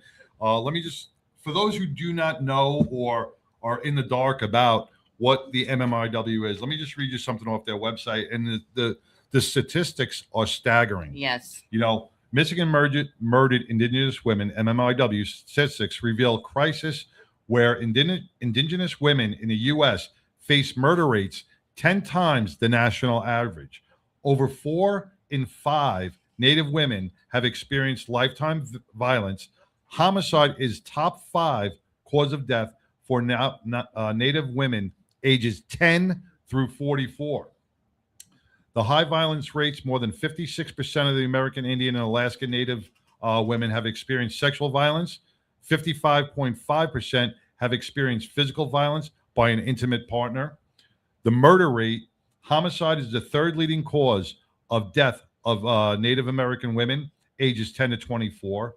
Missing, and this is astounding. In 2026, 5,712 cases of missing women and girls were reported by the National NamUs database. Only logged 116 of them. That means a lot of 2026. So I mean 2016. Oh. We got to go down there the first year, and we met with the Gallup Police Department, and we went down there and we were speaking with a detective. And on the wall, and if you could see behind us, this big wall, and we got walls all around us. In the Gallup Police Department, there had to be 700 photos of women from the Navajo Nation that were on those walls, plastered on those walls, and not one of them were found. Not one. They were all missing all the way back to 2000. I think it was around 16. So once a woman is taken off the reservation, there is no communication between the Navajo police and state and local authorities after that. There is no Amber Alert. The only thing they have, and they just put into effect last year, was a turquoise alert. You know, and the Navajo Nation, this is one of many nations across our country, is the size of West Virginia. That is a huge, huge area. And it's covered by, I think, about 6 to 10 police officers who got to cover over 300 to 400 square miles. That is an area that there is a lot of crime on these women. And once they are taken off, they are in the wind. And, you know, a lot of them are sex trafficked. A lot of them are murdered. A lot of them are used for human trafficking, slave labor. The list goes on and on. And you know, what's sad about it is that we do not hear anything on mainstream media about these women. And, you know, and I'm just going to go on a rant real quick. And I don't mean to disparage anybody has a missing person. But like this Guthrie case that's going on. Okay. Yeah. If she was Native American, you wouldn't have heard 2 words about her. No. Okay. If she was a black or Hispanic woman, you would have heard nothing about her. Even if she was just a white suburban housewife, you would have probably heard 2 stories and then that would have been it. But because of who she is and who her daughter is, okay, we are going, they're putting every resource possible to finding this. And I think everybody deserves that right. Everybody who goes missing should be getting that right.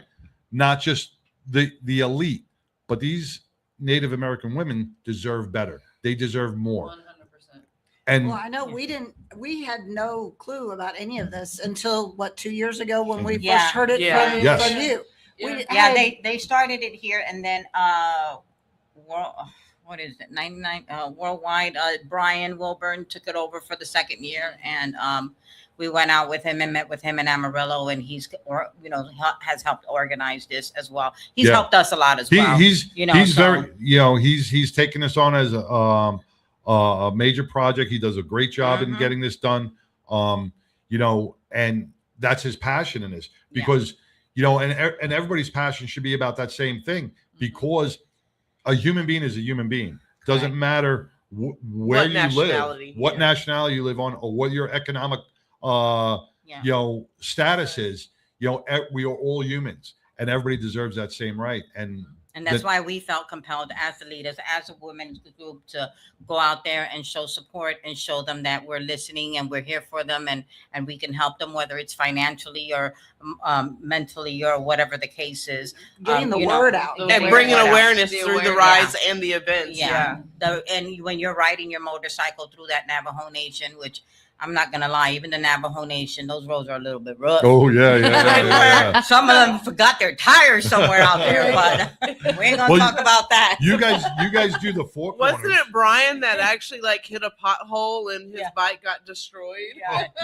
His Well, two bikes. I mean, well, his two tires. What's her name? Who rides? Yeah. Huh? What? I forgot her name. Who rides in one of the groups out there? Who's leading it for But the first one? Yeah, the first one. She was doing like on one of those desert roads. She was doing like 110 miles an hour, man. She knew it. She rode, man. She rode. Mine does 115 and she passed me. And she passed you. Yes. You know. But you do the four corners, and when you come back here, and I know a lot of you have the MMIW sticker on your bikes. Yes. Right. Yeah. And Paul, you have one as well. You know, when you came back here and people asked you what that was about, or you know, why do you have that on there? Now you have the education to spread that word. And were people shocked on like the stuff that you brought back? Oh yes. Yeah. You know. Yeah. And I'm asked about that sticker all the time because I have it on my front windshield, and a lot of people don't know what it means. Yes. And so the more you talk about it, the more awareness that you bring to it. And the only way to do that is to have it front and center. And it's a good shock value sticker. Like it's the handprint. I mean, people are like, "What is that?" And I love that it brings the attention to it as well. Because we were actually on the news last year. I think it was with Dawn White. I think she was CBS, and we had an interview with her, you know, talking about the actual ride itself, and just learning, because I mean, I'm Puerto Rican, but you know, that don't happen over there a lot. So just learning and educating yourself. You know, the women here, they have a group. The ones we're actually supporting and raising funds for is a local group here in Texas, and the lady's name is Jody, and she is, you know, she helps these women through MMIW Texas Reminate, and that's who we're raising all the funds and proceeds for our poker run on April the 18th will go to them, which they're here locally. We wanted to do something not only out there in the Navajo Nation, we wanted to do something here for our people here as well. Yes. And, you know, we've gone to some of their powwows, and they do a great job, by the way they set it up, and there's a lot of indigenous people here. We just don't see them. And it's not like we don't want to see them. They kind of stay in their own community and are not heard as much as other people. Many of them have trust issues. Yeah. Very much so. They've been exploited, not only by by the criminals. They've been exploited by good groups that have raised money and stole the money. So they have a lot of trust issues. That's why this is your third year going out there. The trust is going to build even more and more and more, because they see that you are true to your hearts in what you're doing. And like I said, there's a lot of scammers out there that will scam these families, so they do have some trust issues. Gabriel brought this to our attention way back, and because he came from there, like Gabriel flies under the radar here, you would never know that a lot of his cousins are victims of victims of this. It's not something that they spread around until they're asked. But it's our job as human beings to raise that awareness flag, to educate the people that don't know. Human trafficking and sex trafficking is such a huge thing right now, that the cartels are making more money on humans than they are on drugs. Oh, the cartels are definitely. And that is a scary thing. It's very scary. I worked with the National Center for Missing and Exploited Children here in Texas. And if you ever go to their website, and you'll see anywhere between 700 and 800,000 missing kids per year in the United States. When you talk to them and you find out the backgrounds on how many children are found recovered, it's less than 200,000. 200,000 may go back home. Another 200,000 are runaways. They're on the street because they've come from domestic violence homes or addicted parents' homes. But the other 600,000 are missing. And you think about, how could you just be missing 600,000 children? And I know, it's crazy, right? because we are so in tune with our phones, our heads are in our phones and social media, that we fail to see the things that are going on around us. And that's what we want to do. We want to make sure that you are aware and that you step in and help, not just take videos. Step in and help. Call 911. Make a phone call, even if it doesn't seem right, even if you're not too sure.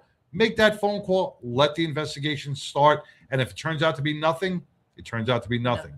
But at least you may save a life that way. And that, I-20 and I-30 are gateways. They are the main artery for our trafficking down into Houston, up here into Dallas, all over the place. And then once they get out of the country or once they get out of the state, they're gone. No one could find them. Well, and that's why we like these organizations like with Jody, because they actually use the funds that we raise and donate to them to help locate these women and to search for them. But not only do that, but once they do, and if they are able to be rescued, they give them the medical help. They give them, drug rehabs. Like, they actually help fix these women for what they went through. Yes. So it's very important for these organizations to receive those resources to be able to do those jobs. The mental trauma and the physical trauma that these women and children endure from being exploited or being kidnapped and being abused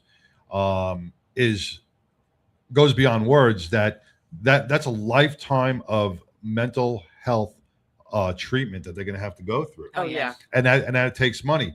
But and we do not see a lot of that government money going to any of this. We see it going to programs to see if 2 coconuts and a banana can make a different type of fruit. It doesn't matter. I thought you were going to say a different type of baby.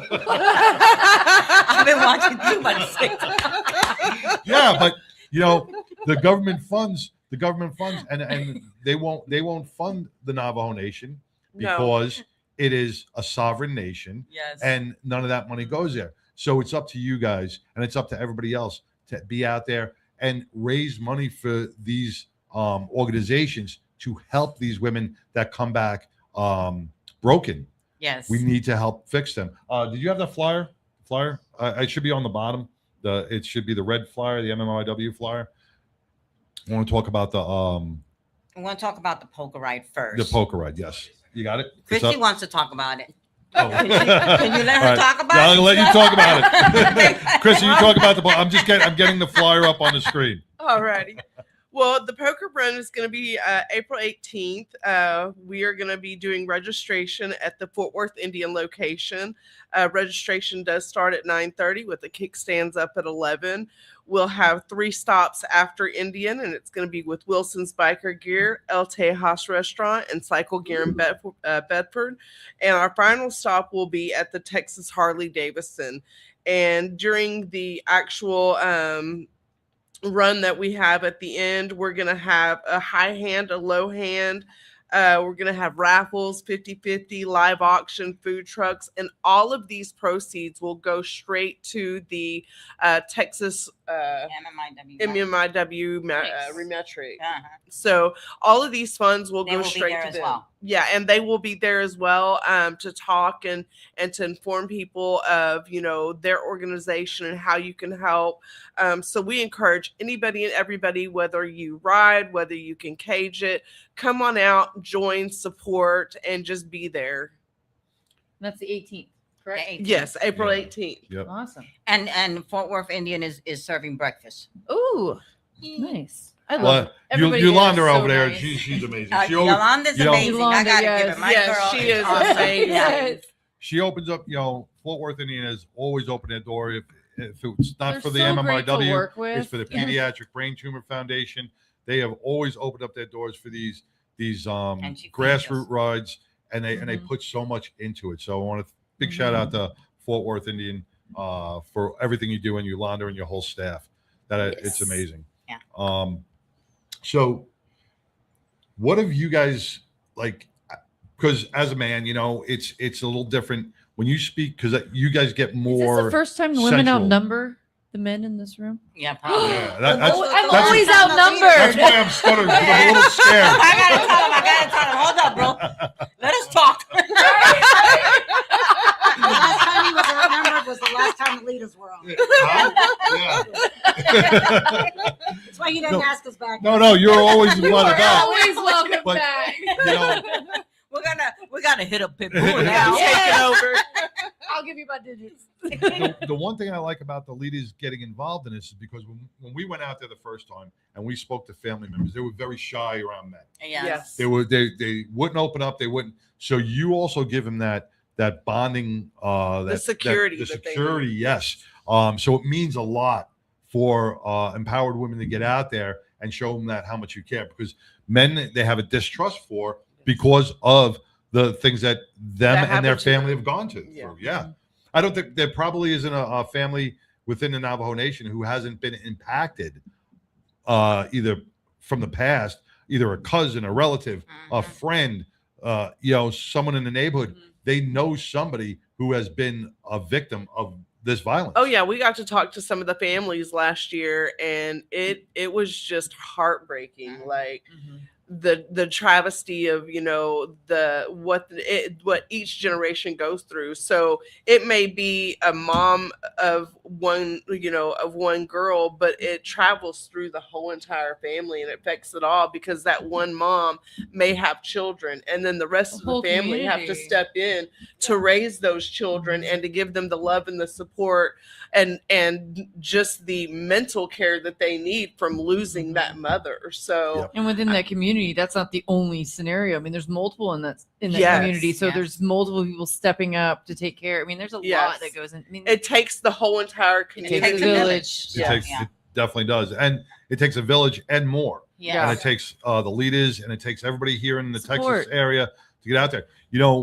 When you guys first went to the Navajo Nation, We just went for the first time last year. We didn't go the first year because right. That's when we didn't know about it. So this will be our second year. This is our second year. So your first time there, like when I got there, when I went there the What first happened year. to you last year?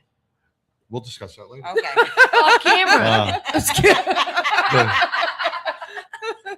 The first year when we went out there, I was shocked to find out that only 20% of the nation has electric. Correct. Yes, they barely even have running water. That's what I was Right. saying, water, floors, basic stuff. Right. When we were out there and Gabriel was showing, we saw all these men coming out of off a hilltop and filling up their trucks with firewood. And we're like, what's going on over there? Because they have no heat. They have no internal electric. They have to use this to get through the winter. And I was shocked that I was like, this is like almost like the Amish country in Pennsylvania where Very much so. they don't have anything. Yeah. And there's But they don't have the reason.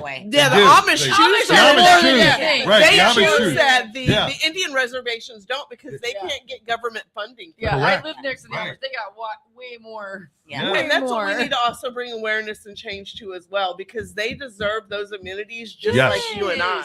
Without a doubt. I thought I agree. was in a different country. Yes, very much. I mean, so. I honestly, when I got there, I was like, "Are we in the United States or what?" Yeah. I didn't get. I have never had It's the kinda scary. opportunity to get on the reservation like that, like what you guys. Yeah. I've only gone I passed through Arizona. You see the little hut on the side that's selling your turquoise jewelry or stuff. But I never got to experience. So I mean, they are missing out just from the stories in stuff that Yeah. you've told me. I mean, Like they we went need. to, we And went that to, ride, that ride also through the Navajo Nation happens from May 8th through May 11th.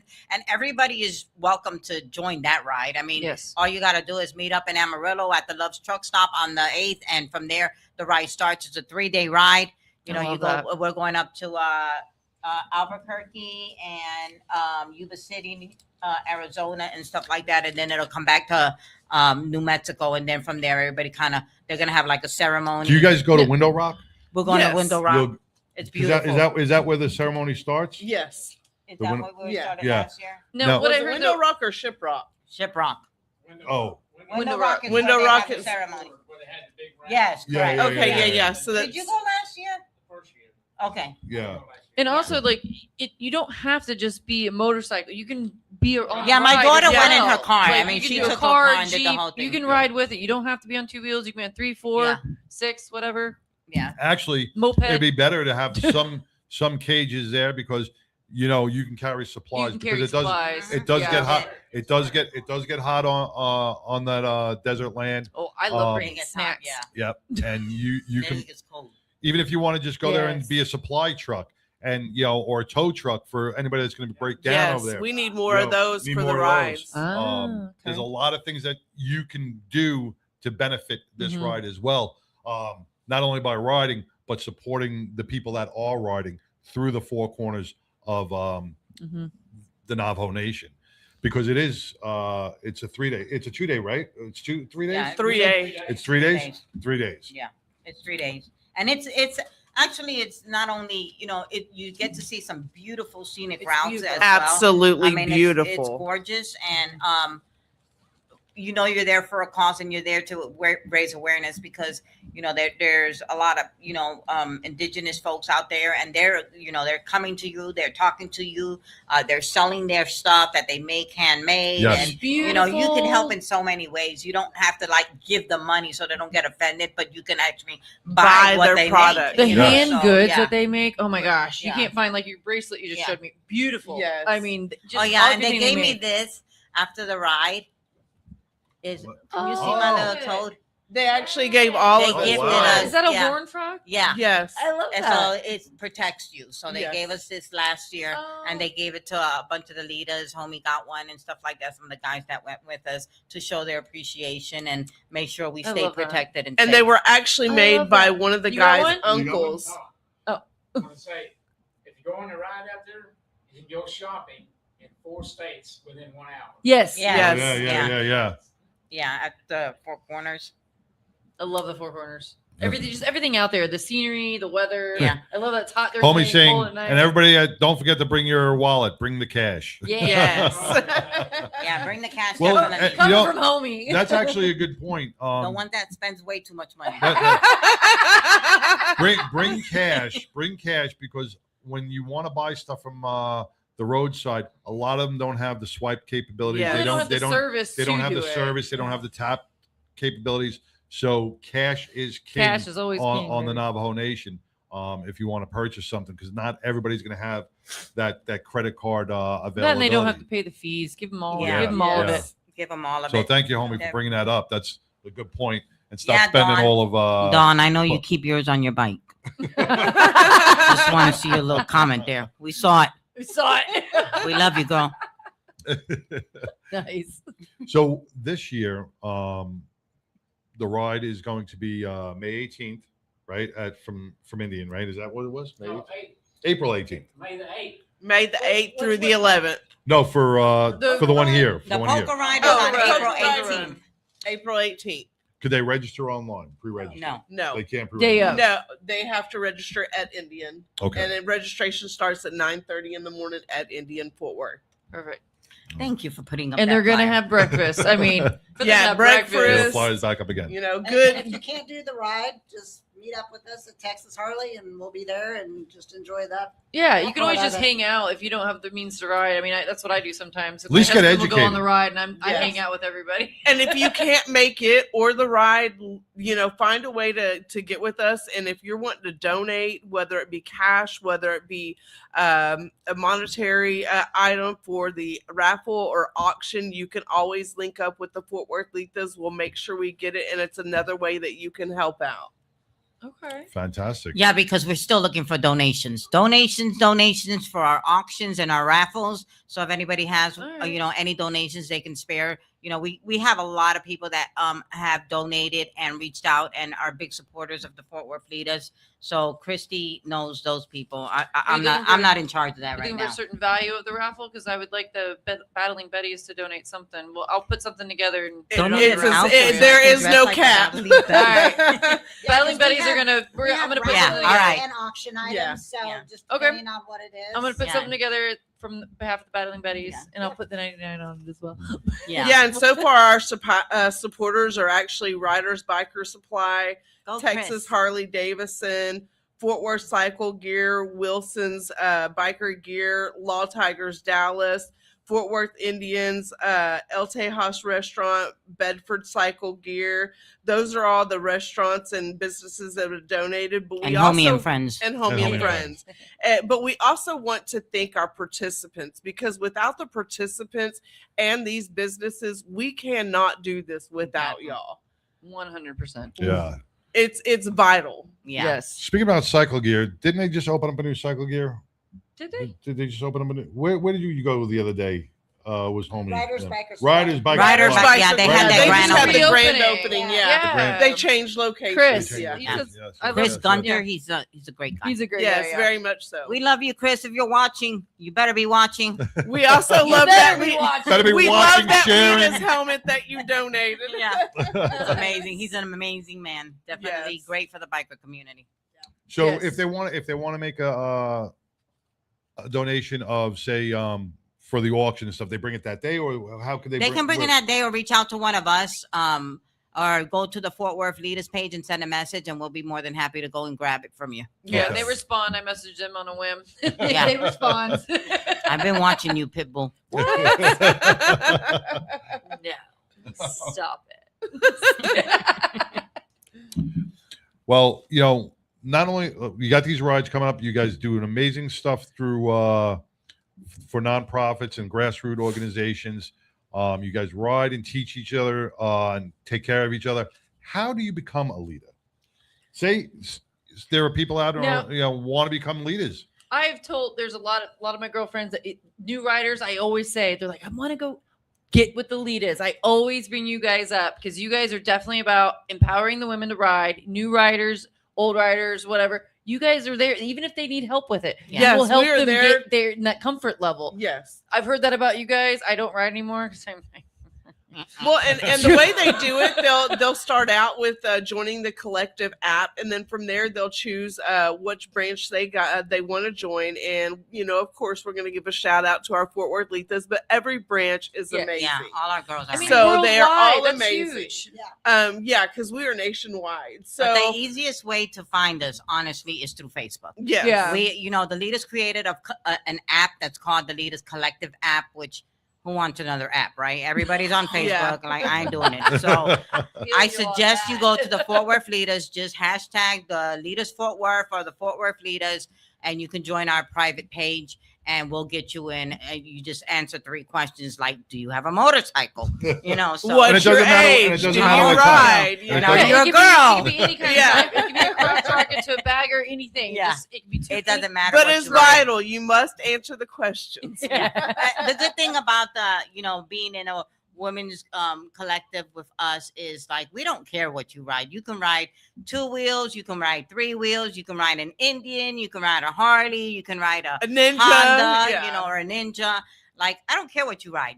Get in the wind, stay in your lane, and everything's gonna be okay. Like-minded. Y'all are like Yes, like the wind yes. therapy, and you get to have the sisterhood with it. I love that. Yeah, it's a sisterhood. We've met a lot of, we have in the Fort Worth group. Our group started in 2017 here in Fort Worth, and we have about 400 and something girls in our group. Where did the Yeah. Litas start originally? Like in Utah. In Utah. Yeah, they Okay. started in Utah. This girl was at a bar having a drink, and she goes, "I want to do." I something." tell you, the best things happen at a bar over a drink. And she just put the Litas together out there, and then it started growing from there. And That's that's how badass. basically how it started. So That's badass. I love that. yeah, it's pretty cool. And we have 5 amazing founders. It's not just us 3. We have 2 more founders, and their names are Jane Vaughn and Dawn Sontag. So there's 5 of us that when we get together, we organize, we create events, and we take these women out on rides.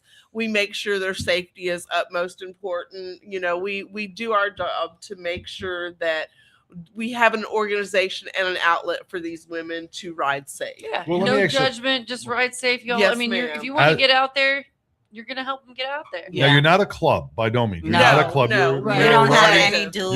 you're a riding group. Yeah. Now within that riding group, because just let me school me on this. Okay. Because I only know Do you- MC stuff. Do you have like road captains as well? Like Is when it you do organized your rides? that way? No.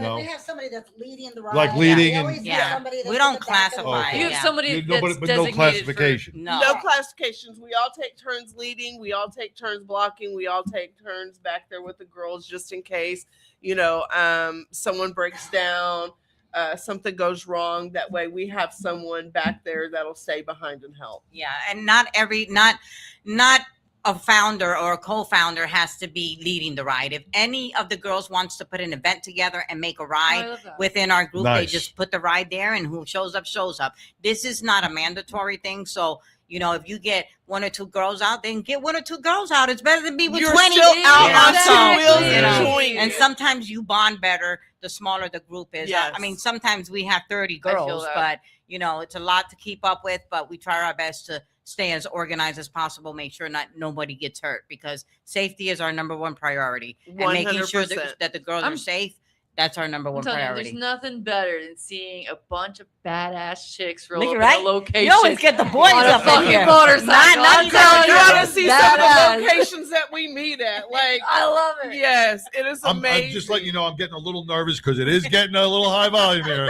I may have to back up and go sit by Paul a chance because it sounds like it's. Hey, and that's it's what you getting there. call women empowerment right here, baby. When they can scare me, yeah, they're empowered. I'm giving it all right to them. No, I didn't write down. I came from work. But So. but you know what? In the last, I would say, maybe 10 years, you have seen many more women on motorcycles. Mm-hmm. They've jumped off the back of the men's bikes and said, "No, I'm doing this myself." 100%. Yeah. You've seen, I mean, it has exploded with women bikers now. You have so many more that are on the bikes, and God I bless want you to guys. see more out there. Yeah. And maybe just hanging around you guys and learning what the leaders do and that empowerment aspect that may get somebody to get on a bike, because a lot of women may have been afraid of getting on 2 wheels or 3 wheels or whatever. And they've always been used to sitting on the back of the bike. But now when they see other women doing this, they can be like, wow, I can do that too. Yeah. Well, last year we actually held our first little safety course, and it's not one. It was actually led by an MSF rider coach that we have within our group, but it was done for free. So she Nice. donated her time. So Nice. we like to actually get our girls out, show them things that they would learn in the class, or just to touch up on the skills. So we are Yes. there to not just lead by example, but to also teach them the skills that they need to be safe out on the road with or without us. I'm definitely going to get a hold of you guys. I had a bike for a while. I got rid of it after COVID. My husband is actually rebuilding one for me. So as soon as it's ready, I'm going to get with you guys because it's been a minute. Yeah. It's like riding a bicycle, though. Yeah. It really is. Yeah. But I With think, a big with ass the- engine. But and loud. Big Yeah. and loud. But I think, the I cool think thing about the women is that, obviously people portray women as cooking clean or whatever, we still get portrayed like that. But, now you I can see do them all on that these still. bikes and they're professionals. They have good jobs. They, Yes. run trucking companies. They run businesses. I run a trucking company. I'm an operations manager for a trucking company, and we have like about 100 drivers, and Nice. they're 80% of them are men, And they're probably all scared of and you. they scared as shit. Yeah. Because every time I see Homie, when I get with Homie every day, he's like, yeah, He's nope, a different homie when he's a- she's around. He's a different homie. He's a different homie. Yes, But no, dear. like, Yes, also, dear. like- Yes, ma'am. Yes, But ma'am. it's great to see women out there, not only in riding a motorcycle, in the careers and the power they have, and we do make a difference. So Yes. and that's the good thing about MMIW, that I think that why we're doing this event is because we want to make a difference in these women's Yes. lives. We want to know that. We want them to know that obviously we're here Those for them women and to deserve a support their voice. and we can be that voice for them, and we can help with what we can. And what Just, a better you know- way to have you guys be the voice. I The know, right? badass biker chicks being the Hell voice for the. yeah. I love it. And I'll tell you right now, even as a man, I'm probably a little jealous on this, because in the clubs, everybody who's a veteran or first responder, we all battle certain mental health issues, right? But Yep. you know what? As men, we're not going to talk within our club, or we're not going to talk with our buddies about it because we're just not going to do that. Yeah. Some do. You know, you probably have a good bonding experience on those bikes with wind therapy and off. Well, as females well. in general, Yeah, yeah. I know all No. the cheese men. I Yeah, know no. all the cheese men. So I mean, there are a lot of women out there that have overcoming out of an abusive relationship Yes. or a bad marriage or whatever. This is the perfect setting for you to get on the bike, learn, Get some support wind therapy, system, too. and really bond with some amazing women. Yes. You know, You'd be surprised. not There's a only lot. on the two wheels, Yeah. off the two wheels. Yeah. Right. Because we do help encourage each other and help with our, See, men don't do that. Men don't do that. Women have demons too. No, okay? I know that. Yeah. They do. No. I And mean, without so- these women, like I just recently went through a divorce myself, and without the support of these women, I just don't know how I could have made it through and be as strong as I am today. And you know, I thank them every day. And we just say, stab them, stab them. I'm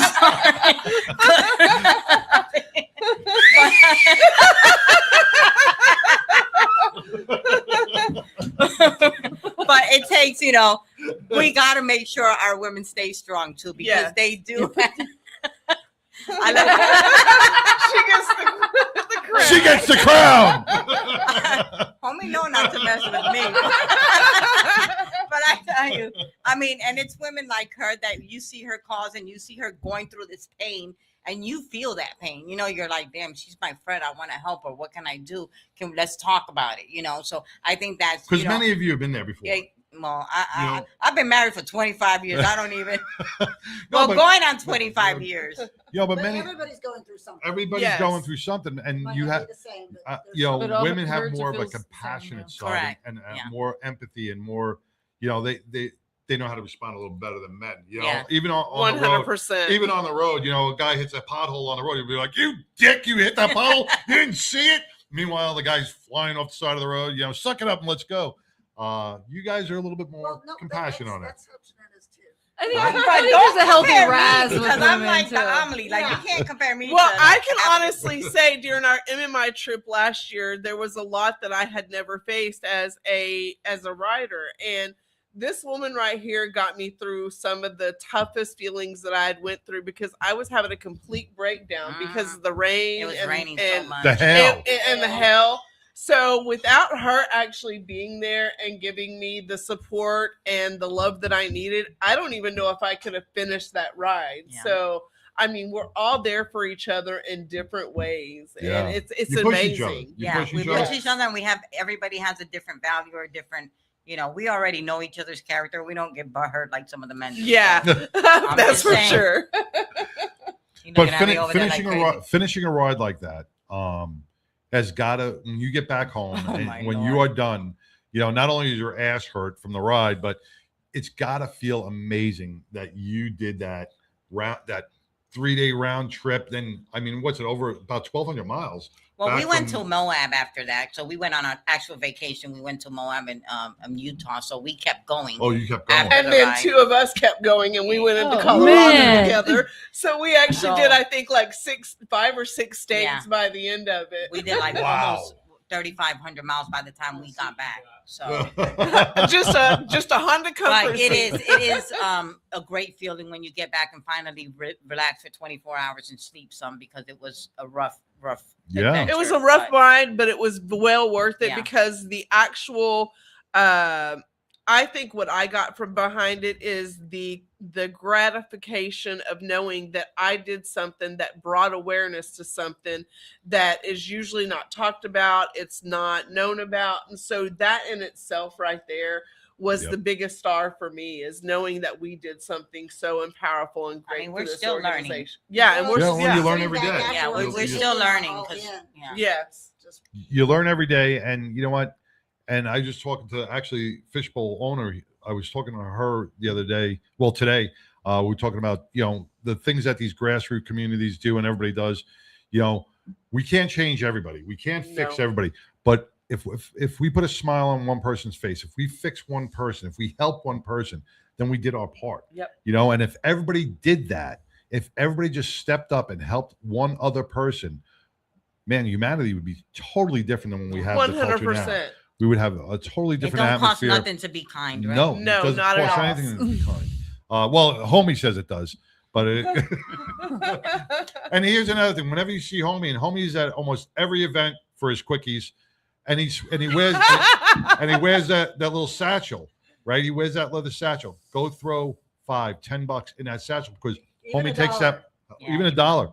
Homie takes that money and he donates it each and every month to a grassroots foundation or a cause or helps support a charity. He, so every time Homie you're out there, clause. it's homie clause. Every time. Homie's done taking over the Litas show. Homie, get off the air. It's like that earworm. Yeah. So, ladies, it has been a pleasure. Wait a second. It said, wait for me. So, yeah, all you welcome to the poker run and Ride to May. Ride the May ride. Look like I can't. Oh, make your reservations at the hotels. So, how do people find hotels off this route? Right. We actually have them nights, listed. right? So 3 nights. So they're at the Brian's website. What is his website called? Worldwide. 99% radio. Right. No, we're at 99%. Thank you. I'm not for sure on Brian's. Yeah, it's hold on.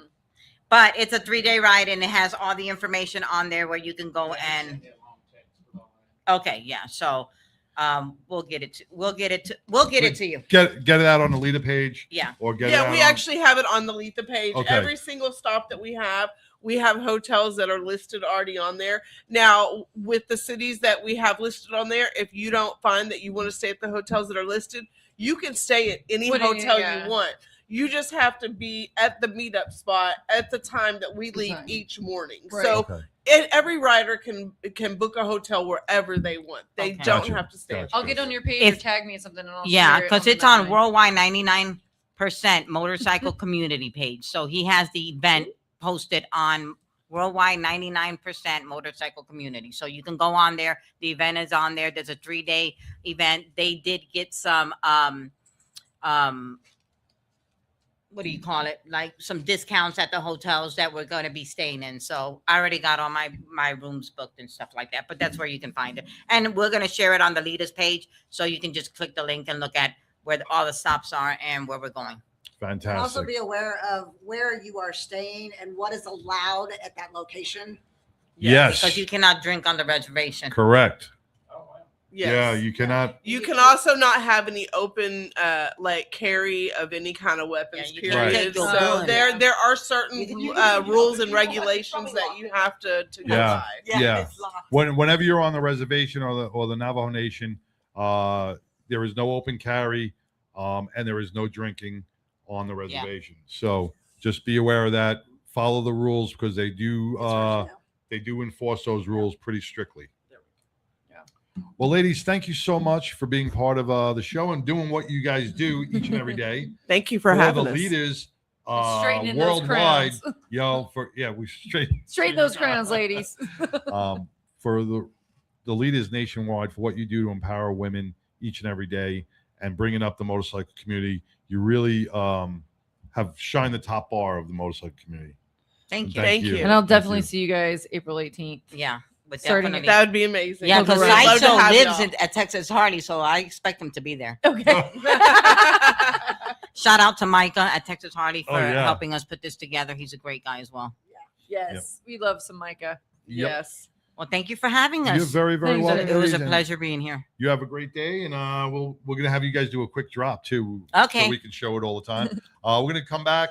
We're gonna take a quick break. We're gonna come back with Paul Gregory with Spokes for Hope, who just donated 20 bikes to the Garland School District and to Freedom, the Freedom House over in Fort Worth for domestic violence. So stay Absolutely tuned. amazing. We'll be back right after this.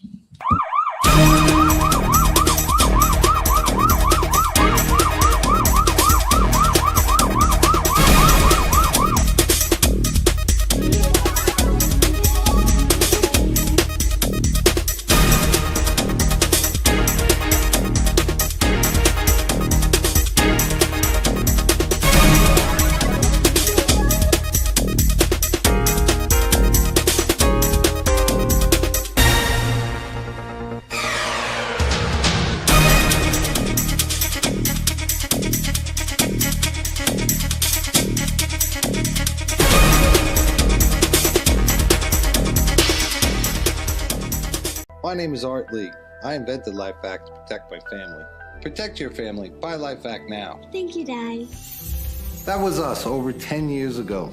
Now, LifeVac is responsible for saving over 2,000 lives from choking. We started this company in our garage, just hoping to make a difference, because over 5,000 lives are needlessly lost each year to choking incidents. Help LifeVac on our mission to save lives. In the time it takes you to pick up the phone and call, another life could be saved. LifeVac's patented design creates a one-way suction to remove food or objects obstructing airways. All you have to do is place, push, and pull. And just like that, LifeVac can save a life from choking. Quite frankly, I thought I was going to die. The LifeVac saved my life in 1-2 seconds. Get your very own LifeVac now and get 20% off. Visit lifevac.net or call 877-LifeVac. As my personal promise to you, if you order a LifeVac and have to use it, LifeVac will replace it free. LifeVac works on adults, teens, or toddlers and can be ready in seconds and last a lifetime, guaranteed. Best of all, you can even use a LifeVac on yourself, the elderly, physically impaired, or those that other methods may not be possible or are dangerous. In the event of a choking emergency, you could save a life, even your own. Thank you, Daddy. Life is precious and time matters. Choking can happen anywhere. Help us put a LifeVac in every home, school, restaurant, car, office, everywhere. Protecting families has always been our mission. I'm sure you love your family like I love my daughter. Do us all a favor and get your own LifeVac now. LifeVac saves lives. Order one for your home, the office. It also makes a great gift. Use promo code Jackie and save 20%. Don't wait another minute. A life might depend on it. Go to lifevac.net or call 877-LifeVac. That's lifevac.net or 877-LifeVac. Order now.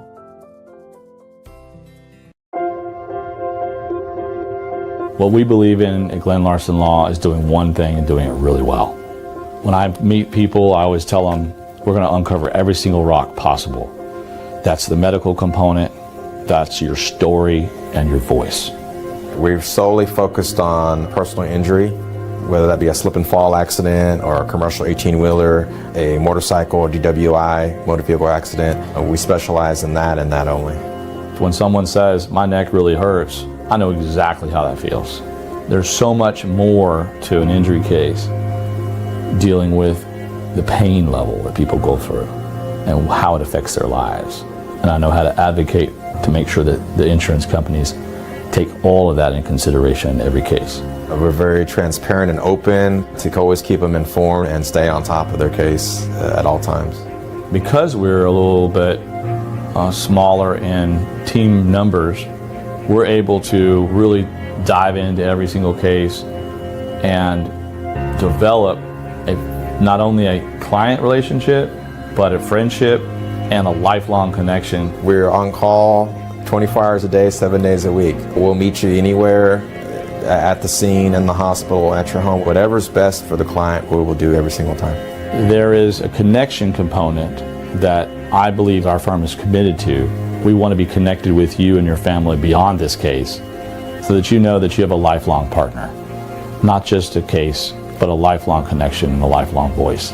And we look forward to serving you.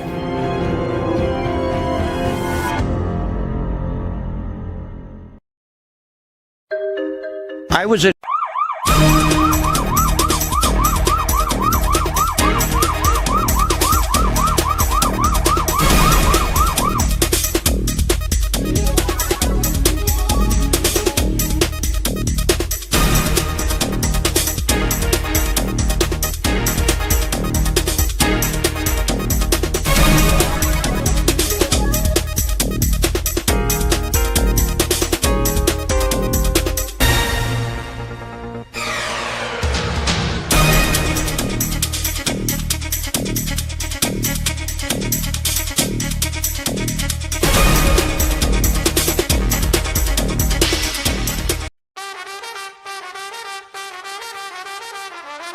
Red lips, tied up curls, high heels, flag unfurled, Lone Star stitched on their seams. Sunday drives and freedom dreams. They roll up to the VA gate. Coffee cards, they're never late. Laugh lines, old stories glow.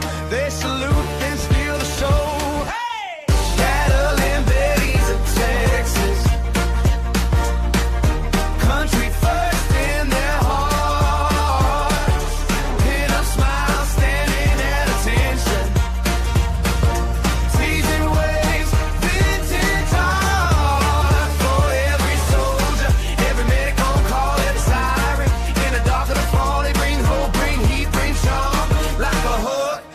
a shield, like an arm.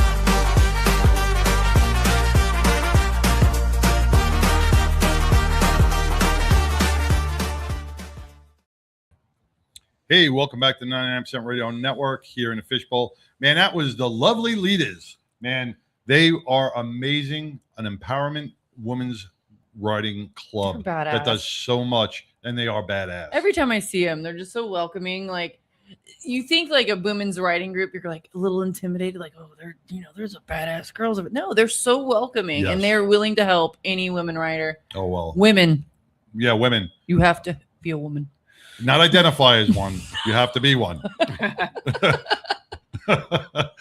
No junk in their trunk. No.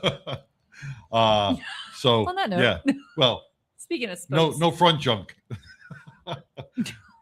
But they really support all organizations, foundations, and grassroots rides. They do amazing things for charity. And And you want to get to riding, get a hold of them. Yeah, That's what I without love. a Is doubt. like a lot of times being a woman rider, you have either your boyfriend or somebody helping you ride. It's a little different. It gets a little stressful having something like that teach you. So Yep. you can get with them and they will help you get on, yeah, on the road. and they'll help you build your confidence. Yes, that's the main thing. They'll definitely help you build your confidence. And once again, another great organization that I've been working with for years is Spokes for Mhm. Hope. I want to welcome Paul Gregory. Paul, what's going on? What's up, buddy? Oh, just enjoying the weather. You got to sit back and you were sitting a little off camera when leaders were here, but you were on that first inaugural ride for the MMIW. On that, what'd you think of that ride that you were on? Oh, it was amazing. It was a great ride. It was great. And it wasn't near as long because we left Gallup, New Mexico, and went up to the event. But this year we're going from Amarillo. But the Are you first riding ride, this year? Are you going to ride this year? I have to trailer to Amarillo, but I'm riding the rest of the way. Now, are you're riding the bike you won on the High Seas Rally? Might as well. Might as well. Did you change it so it can go more than 115 did. miles an hour to keep up with the pack? Chris Smith, the Wild Child Cycles, tune that baby up. Nice. It'll run at least 125. All right, so you'll definitely keep It'll up. go with her, 125 now instead of 115. So, jumping from motorcycles to another two wheels, bicycles, and that's what Spokes for Hope is all about. Spokes for Hope was originally organized by Alton Wells and a couple other founders, and to bridge the gap between the police departments across the state and the community in which it serves.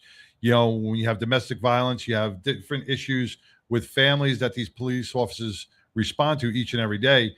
And usually when there's a child involved, they are, either torn or they don't know how to react. They think the cop's the bad guy, for taking away their addicted father or abusive father or mother. And it can make for a tense situation. So when Spokes for Hope came about, they decided to say, well, we're going to give these officers bicycles to hand out to these children. Correct? Correct. And what, Paul, when you got involved with Spokes for Hope, did you see the difference in the community outreach or the community outlook on police officers by bridging this gap? Oh, yes. Yeah, it's made a huge difference. It's family by family, extended family by extended family, but it makes a huge difference.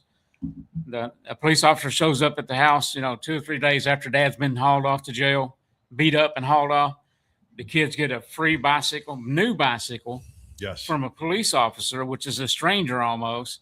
And they know someone loves me besides my mom, right? Or beside my family. There's strangers out there that actually love me and care for me to give me a new bicycle. Especially they with have the no idea where the bicycle came from, just that they were handed the new bicycle. Especially with the dynamic, unfortunately, that's been going on, with people against cops, which I hate. But doing this, it shows them, the bridge and like the kindness. Well, usually at those domestic violence situations, when a cop goes and intervenes, everybody turns on the police officer for doing his job. Right. So when they got to haul dad out or mom off to jail, They're mad, yeah. Everybody's screaming. There's a lot of emotions. There is.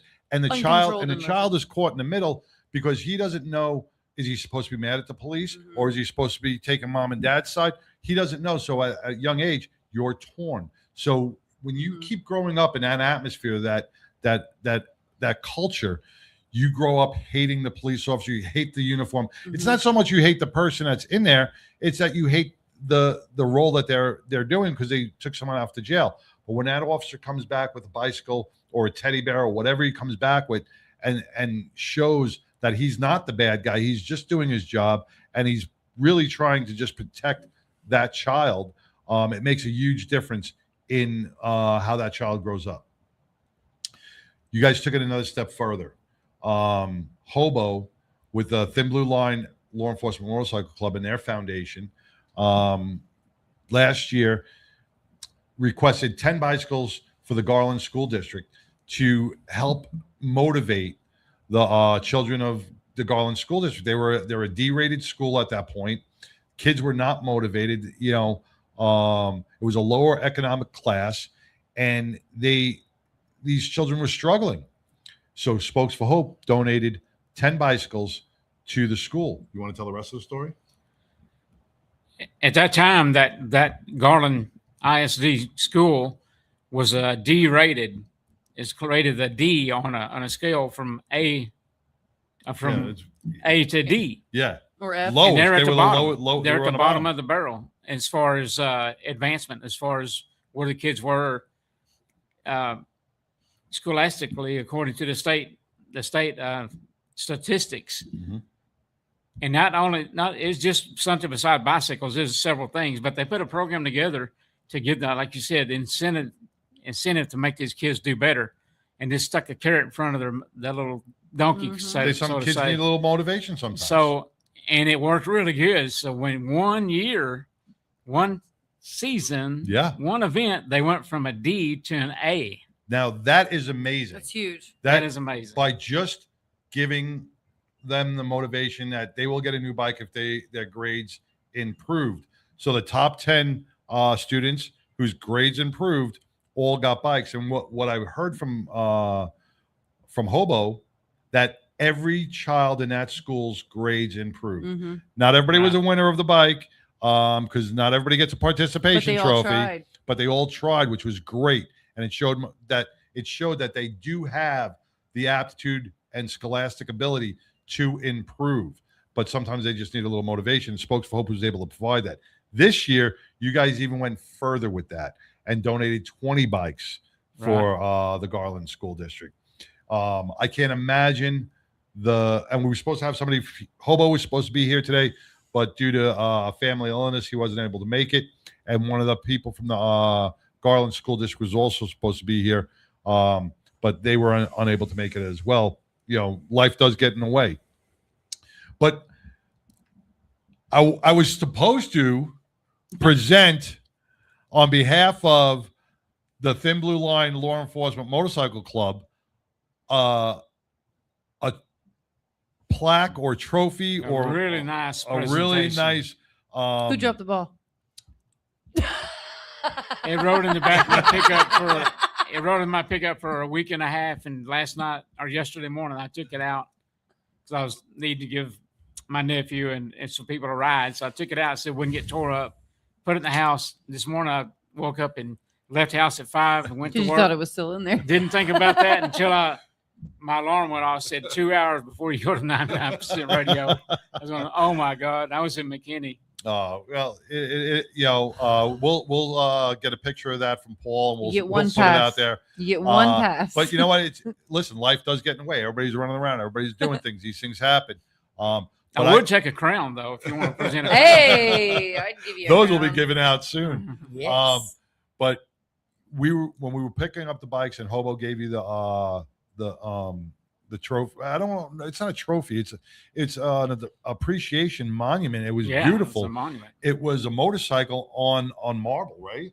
Yes, with a glass backdrop for Spokes for Hope, and it was really, really beautifully done for you guys, for everything that you guys do within the community. You also run a couple of big events for our motor jocks out there. You run something over at Cabela's each and every year. That has been Spokes for Hope Police Motorcycle Rodeo. That is so cool. And Kim Villalba and Pat, her mom Pat, and Kevin Minch, they done a spectacular job. And Kim has been in it, and Pat also, since day one. And Kevin too, he's really, really involved. They done a really, really good job with the police motorcycle rodeo. It's quite the setup too, because it's at Cabela's. There's a huge parking lot for it, Yeah. right off 35, and then you got Cigar International right next door. Yep. So I mean, it's like a great setup. You can go over there, watch that, go inside. I mean, Last year, I think you had motor jocks great all the way vendors, from too. California and Las Vegas. Oh, they come from all They over. come from yes. all yeah. over the country. It's not just Texas. you were there earlier. yeah. I got to come Well, a little later. The Thin Blue Line. The Thin Blue Line actually cooked Yes. the lunch for everybody. Yes. We cooked Hobo the hamburgers. says hi, Yep. by the We way. cooked the He's on here. We cooked the hamburgers and hot dogs. That was all donated by the Thin Blue Line LEMC. But we cooked everything, and it was And an it was a amazing great day. It was day. a beautiful day. Beautiful. I've never had a bad day there. No. In all the years you've been doing it. Now, Spokes for Hope's been in existence for what, 16 years? Oh, yeah, 16 years, I guess. It's a long time. You also do a smaller event out in Boyd. Boyd had their first nighttime police motorcycle rodeo in Ooh. July. And they're having it again this year Because as of the well. heat. You gotta have it at night. Kim and Pat and Kevin are going to be all over that as well. So But, in Boyd in July, they're going to have yes. one down there to look forward to. So Yes. keep following you guys to find Boyd, out the Texas. upcoming events. BOYD, Boyd, Texas. Yes. I It'll wish be I in wish I could July. go to Boyd. I wish I could go to Boyd. What? I can't. Are you I can't. banned? Did you get kicked out? You got a Uh, warrant Boys are out your- for his your- arrest. Yes. There's No, probably an I'm intrigued. Tell us. there's probably an outstanding summons from Boyd. When I was coming to pick up the bikes the other day, we were driving up and I saw the sign Boyd 2 miles. I'm like, oh shit, I can't go there. No. So subscribe to our page and you get the story later. Yeah, there's a lot of people turning me in right now, but We know where he's at. we know where he's at. Yeah. What? But now you also helped me out a little bit. And the 99, because this is on behalf of the 99% Radio Network. One of our listeners reached out, and she is a counselor with Freedom House, and she does a lot of biker stuff with Wilson's Biker Gear. She does a lot of stuff throughout the community. Woohoo, Wilson's. Yes, she does a lot of stuff, and she reached out and she heard that the bikes were going to the Thin Blue Line.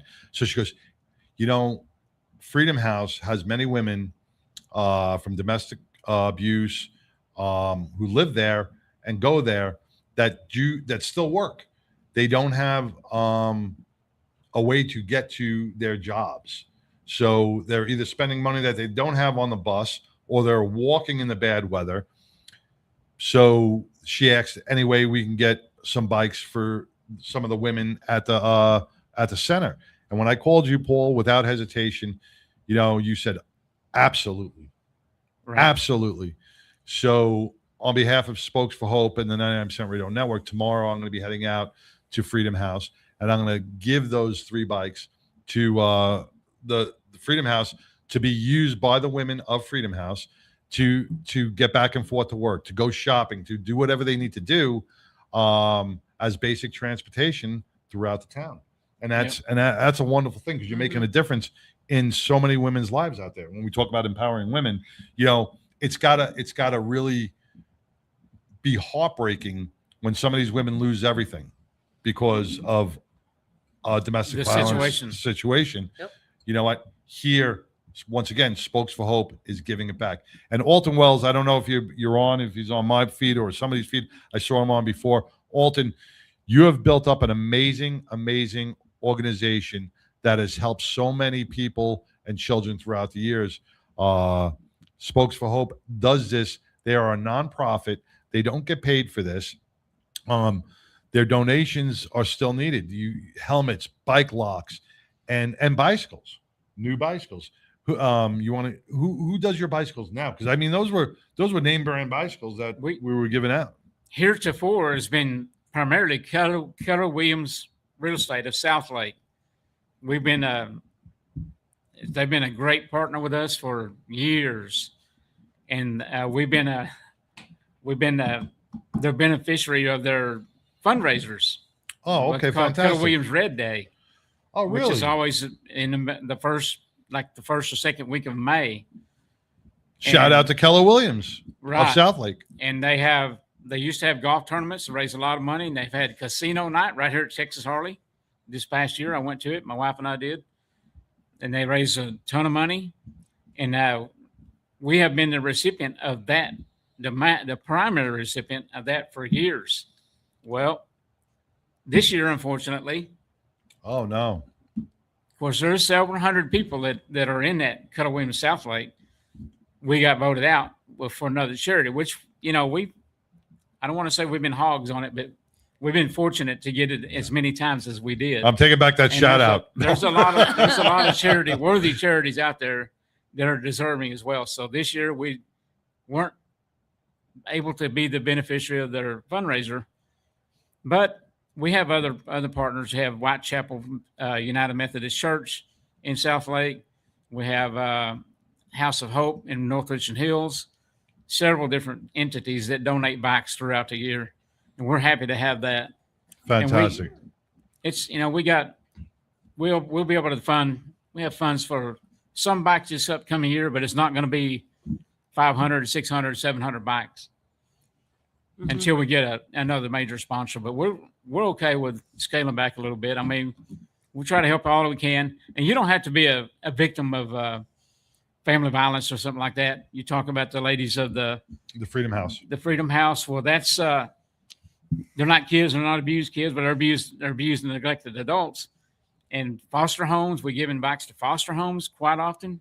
I think that's you remember the fertilizer plant that blew up in West Texas? Yes. We took almost 200 bikes. There was only 140 kids in the school district, but the kids surrounding the area, we took that trailer was packed full of bikes. We Wow. gave away every last bicycle. Even young adults got bicycles because they needed a way to get around. Their town was devastated. They had You're like a disaster relief. Disaster I'm relief. a disaster relief as well. I mean, that is awesome. People don't think about needing the, transportation. Yeah. I mean, just a simple way even for a kid to get to work. I mean, you got to be able to make the money to get the car somehow. And how are you going to get the car if you can't get to work? And so getting the bike is huge. And times are hard. The Times are independence hard. that a bike can bring to a kid or a young adult is huge. Yeah. Well, I'm taking your dog home, by the way. That's Hank. Hank. He's Hank the Tank. Hank the Tank. Yeah. He's Dogs like, are gonna I'm, he's hate like, the I'm really tank. comfortable. I'm sure. Well, Paul, thank you so much for taking the time to come in here to talk about Spokes for Hope, for benefiting Freedom House and the Thin Blue Line, LEMC, and the Garland School District, all in one trip. Didn't take much. It takes very little to give back. And that's what we try to promote. All you have to do is give a little time, put a little effort in, and man, you make a difference in so many lives. Here we're making you guys are making a difference in an entire school district. School children, yeah. You're making a difference in the women over in Freedom House and people down in West that I didn't even know about. You guys fly under the radar. You usually don't promote yourselves like that. But you know what? On behalf of the 99, we want to promote you. We want to highlight you. And we need those sponsors to reach out to Spokes for Hope to help them help others. I do have a question. So people can donate bikes, obviously, like the actual bike. It doesn't have to be money but can it be like a bike that it has to be a brand new bike, or can you go to It has to be a brand new bike. Okay, you can't just go to like Goodwill, find a right older bike. Yeah, the bikes that they still have the tags on them. They're brand new, so they get and I think that's important for a kid because getting their own brand new shiny bike that's Brand new. theirs and everything works. Yeah. I mean, I like that. Exactly. His little butt. But if you want to help, you want to reach out and Yes, how help, do we contact help? 99% Radio. They know how to get a hold of us. Mhm.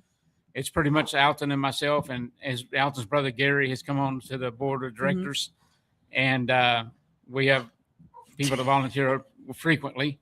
Yep. So we'll take your assistance. Just get a hold of 99% Radio, and they'll contact us. And It's a great way to get involved in the community. Right. Always looking for volunteers to help set up, break down, corporations to help sponsor, donate. Doesn't have to be a bicycle. Could be helmets. Could be locks. Could be safety gear, pads. Exactly. But giving whatever the you have. funds is huge because I mean, a bike, they used to be kind of cheap. They're not as cheap as they used to be. Yeah. And so, I mean, from what I know, $100 easy, depending on what kind of size you get. They're average at 100. Used to be average about 75 to 80. Now the average is about $115, $120. And that's for kids that are like 8 and younger for those size bikes. I mean, getting anything bigger Right, for a and kid is they're up to 200. For, yeah. So that every more, amount counts. So if you can like donate cash, that helps with buying everything that you need. I mean, obviously they like the actual donations of bikes and Yes. helmets and things, but you know, being able to have the funds to do what you need to get, what's lacking. Like you might need more Right. helmets than you need bicycles or vice versa. So yes, we will share the link. Yep. You will And we find are it. registered, certified, qualified 501c3. Yep. So your donations are tax deductible, even And- in like kind. Yeah, and if you need anywhere, they can provide you with that 501c3 paperwork if you need it, tax exemption number, whatever you need. They got it. To help you, get your papers straight as Mhm. well. Big thing is a lot of corporations do bike builds as team building. Yes. With those bikes, once they're built, donate them. Donate them to Spokes for Hope. Once your team building event is over and you need a place to put that bicycle, give it to Spokes for Hope because they will find a home for it. So We get a nice discount from Academy, and we don't pay sales tax. So that's a pretty good savings. Yes. It goes a long ways towards buying more bicycles with, the same amount of money. We get more. You get more bang for the buck. more bang for the buck. All right. Well, and Paul, thank you again. Once again, you do your Spokes for Hope. I know you're a business owner yourself. And you get out there and you provide for the MMIW, you get on the bike rides, you support the High Seas Rally. You do so much outside of Spokes for Hope for other organizations as well. So I want to thank you, brother, for everything you do. And and Alton, I know you're out there doing your thing. I know you want to be back home here to Texas. Can't wait to see you, brother. You are very, very missed here in Texas. We want you to come back as well because we want to get Spokes for Hope bigger, better, and out there as much as we can. There's snowbirds they'll flee the snow and go south, snowbirds, but he's a snow hog. He leaves the south and goes to the north goes where to the the snow north. is 30 inches deep Yeah. and just wallows in it. He loves it. Oh, No. he's like a playful little pup. He's like a playful little pup in the snow. Yeah. All right. Paul, thank you so much, brother. All right. Thank And we will be talking to you soon. And I'll let you know how everything goes. Send us a picture of that will. thin blue line thing. And we will have it posted for you. Coming up next, the Mongo Log. The famous Mongo Log. Don't go away. Stay riding with the 99.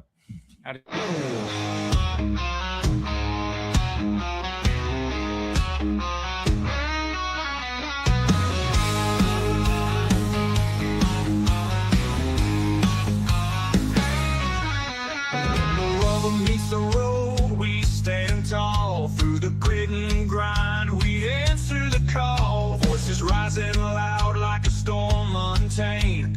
This is where the difference gets its name. Get in the truck, ride the wave of the sound. The 99%, we're breaking new ground.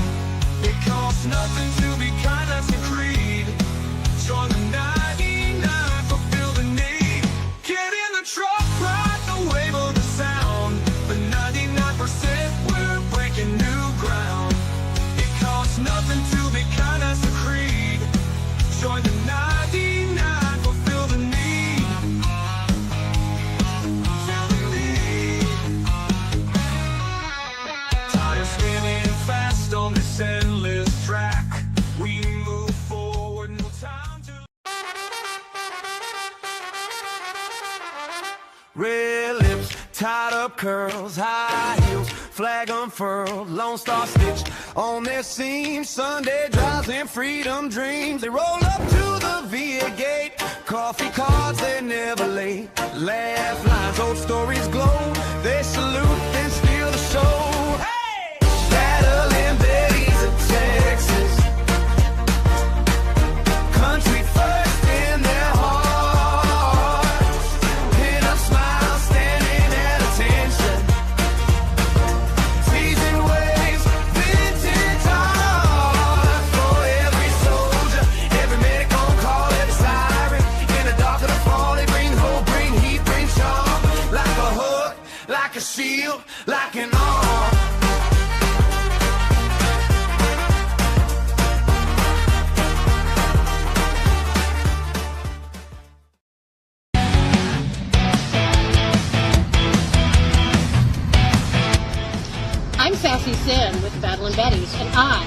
Ride with the 99% Radio.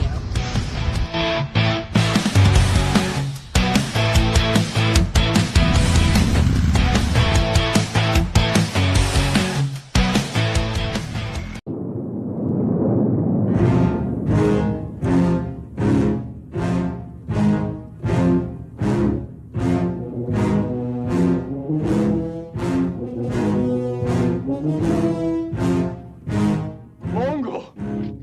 Santa Maria! Never mind that shit. Here comes Mungo.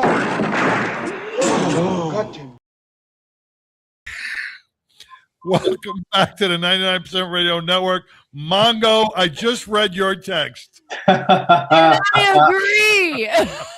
I've been texting with your wife for about the past 30 minutes. Oh my God. I agree. It was hard. You know what's funny? Before What the? I'm breaking the crowds. Literally right before that. Before you sent me that, before I read the text, we were just discussing that I was going off. off camera, and all of a sudden I go, "Holy shit! Look what Mongo just texted me." Hey, I give you all kinds of credit, man, because you are fucking Cool Hand Luke. I'm over here. My eyebrows are twitching. I'm like. Anyway. Yeah. We're gonna leave it at that. Woo! Cheers. Oh, before we get started, I do want to. Yes, there it is. There it is. What's in the box from Mongo? What's in the box? What's in the box? It's not a head. So, Mongo sent me something fun. It's Galvin Newsom. Oh, it's a blow up Galvin Newsom. It's a finger. Just kidding. And I have not looked in here prior, so I She hope opened. She just did the. Got it tape open, yeah. Oh. That is not. Now, tributes. This wine is right from your dad's vineyard? No, it's not from his vineyard. It's from his wine cellar. Oh, his wine cellar, even better. I got But he only one in here. literally he only buys quality stuff. Two. There's two. Ooh, what's that one? Ooh. Another Cabernet Sauvignon. Oh, very nice. Yeah, he actually had a vineyard at one time, and he named it after his wife. And basically, what people do out here is they own property, and they allow the big wine companies to tend to their property. So he basically just let like whatever company, Gallo or whoever, do all their stuff, and he eventually sold it. So he used to have Marina Vineyards, and he had wine from Marina Vineyards, but I wouldn't. I mean, I know he still has bottles, but that's sentimental to him. So yeah, I didn't ask for it. Wow, I'm gonna give me a nice steak, and I'm gonna be home alone when everybody leaves. I'm gonna eat a steak and a bottle of wine. Not a glass of wine. I'm gonna have a bottle of No, wine. That's a true wine drinker. I'm not gonna have a glass of wine. I'm gonna have a bottle of wine. Just a glass. Yeah, Twitter. All right, Mongo. Well, once again, man. Thank you, baby. I love it. Thank you. Yo, last week's Mongo log was off the hook. I can't wait for this one. Yo, with the Evo cars, it really sparked a lot of conversation and a lot of other conversations. I will not drop any F-bombs after. Yes, we counted 11 F-bombs in her rant. We'll try to keep that under 11. I'm blaming it on the tequila. Anyway. All right. So everybody sit back, relax, grab your favorite whiskey, and here goes the famous Mongo log. All right. So today's Mongo log is titled Lifestyles. And actually, this was going to be a much longer Mongo log talking about other lifestyles, but I just got so involved with the first one that I had to cut it off, and I'll do this like in segments every couple of months. I'll do another lifestyle. So lifestyles. The American lifestyle is diverse and influenced by our various cultural backgrounds. Our typical American lifestyle includes a focus on individualism, with people often valuing independence and self-reliance. Daily routines for most Americans include a 40-hour work week, typically from Monday to Friday, with hours that usually start before 9 a.m. and end before 6 p.m. Now, obviously, people who work in the public safety and public services work varied schedules and hours. These individuals, however, still have families and external commitments other than work. Special kudos to them and their commitment to society. So despite various factors like shift work, single parent families, and other factors, some influences obviously alter the calculus here. Now, I use the term calculus as a metaphor because I know that most people don't understand calculus, me included. Hopefully, everyone will act like they do and understand what I'm talking about and just not ask any questions. For the majority of Americans, life involves family-oriented meals and a mixture of cultural influences reflecting diverse cuisines and social activities. What I am referring to in this monologue is the typical nuclear family. Now, I never really had a chance to live the typical 40-hour work week. When I was in high school, I was required by my parents to have employment. I was a handyman in the townhouse complex that we lived. Additionally, I was conscripted by my mother to assist a paraplegic woman who lived in our complex. Every morning at 5:30 a.m., regardless of rain, snow, or whatever, I could not sleep in. Every weekday morning, I would roll her out of her apartment and to her car. Then I would help her get into the driver's seat, return her wheelchair to her apartment, and then return home and start my day. In case anybody's interested, I made no money from doing this. This was community service and my personal embitterment. She would then leave for work. I can only assume that someone else assisted her at night upon her return home. During the summer months, I added the additional task of pool lifeguard duties to my repertoire. This is all in addition to maintaining my grades in school as well as any sports that I participated in. Provided that I was able to keep up this pace, I was allowed all the free time that I wanted to socialize with my friends. I graduated high school early and enlisted in the Marine Corps when I was 17. Of course, through my entire 4-year enlistment, I never really worked a 40-hour work week. It seems like I was always on duty doing something. After the Marine Corps, I held 3 jobs simultaneously until I was hired by my first police agency. During my entire 20-year career in law enforcement was anything but a typical 40-hour week. Now, this monologue isn't about me, but I sometimes wish that I knew what a typical 40-hour lifestyle was actually felt like. So that being said, let's look at an alternate American lifestyle.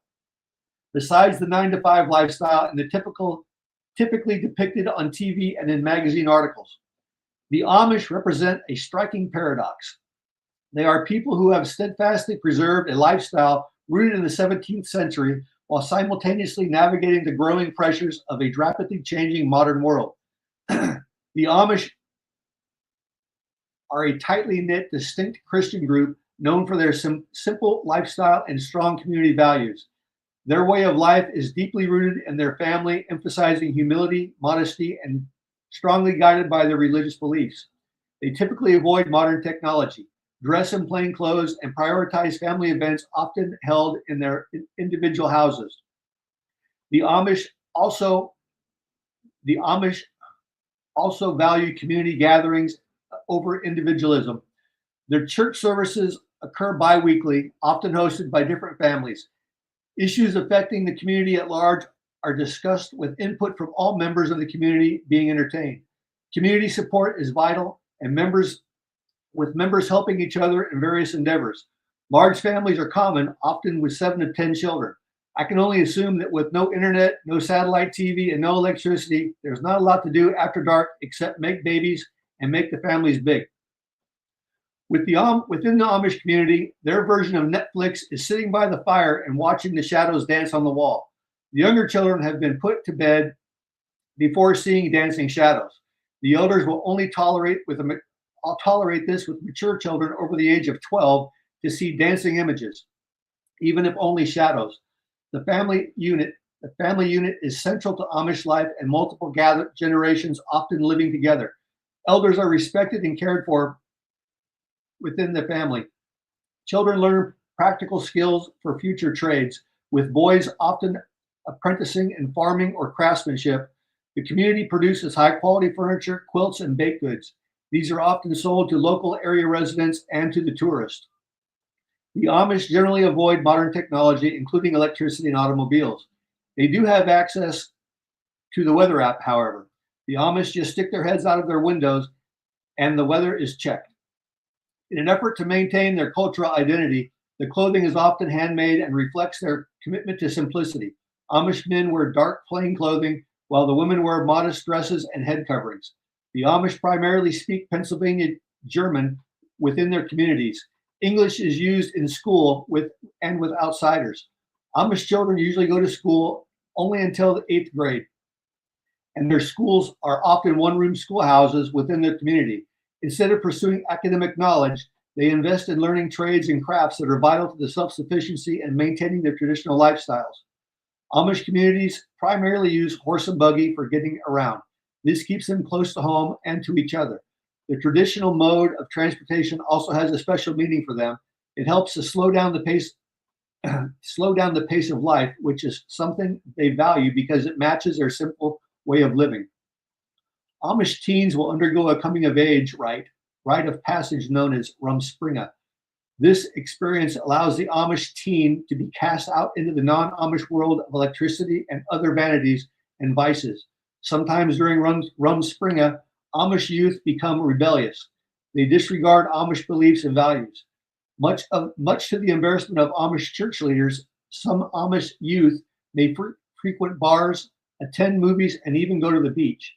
Now, before anybody asks how an Amish youth would go drinking at bars at such a young and more than likely with no fake IDs, it's easy.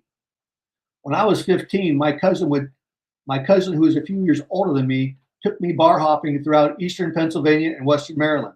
Most of those small towns and neighborhoods have corner or neighborhood bars. These bars are not the big popular night spots, but just little hole in the wall locations to drink alcohol, shoot pool, and throw darts. People running these establishments are not checking identification. For the Amish youth experiencing Rumspringa, the urge to join the rest of the unruly and damned society is just too great, and the young child will leave the community to live amongst the rest of us sinning heathens.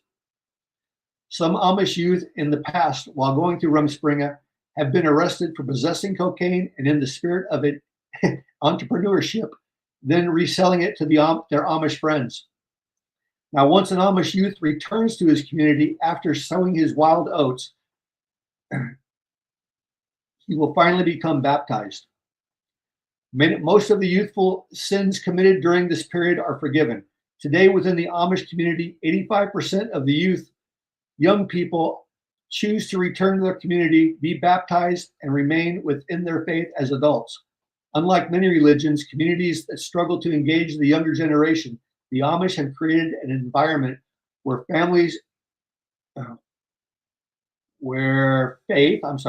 purpose, and belonging are deeply intertwined in daily life. While their lifestyle may seem unusual, it shows their strong commitment to a closely knit and self-reliant community. They demonstrate how faith, community, and simplicity can create a lasting and special way of life. Now, there is obviously a lot more to this lifestyle that I have not mentioned. I'm only offering small tidbits to hopefully tell a somewhat interesting and cogent story. And that, my friends, is that. Whiskey improves with age, and I improve with whiskey. My name is Mongo.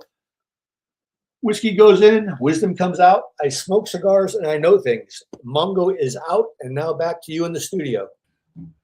Man, I did not expect that Mongo log, but man, that was definitely educational. You know, Amish was a theme today. A little yeah, bit. because we were talking about the Amish before.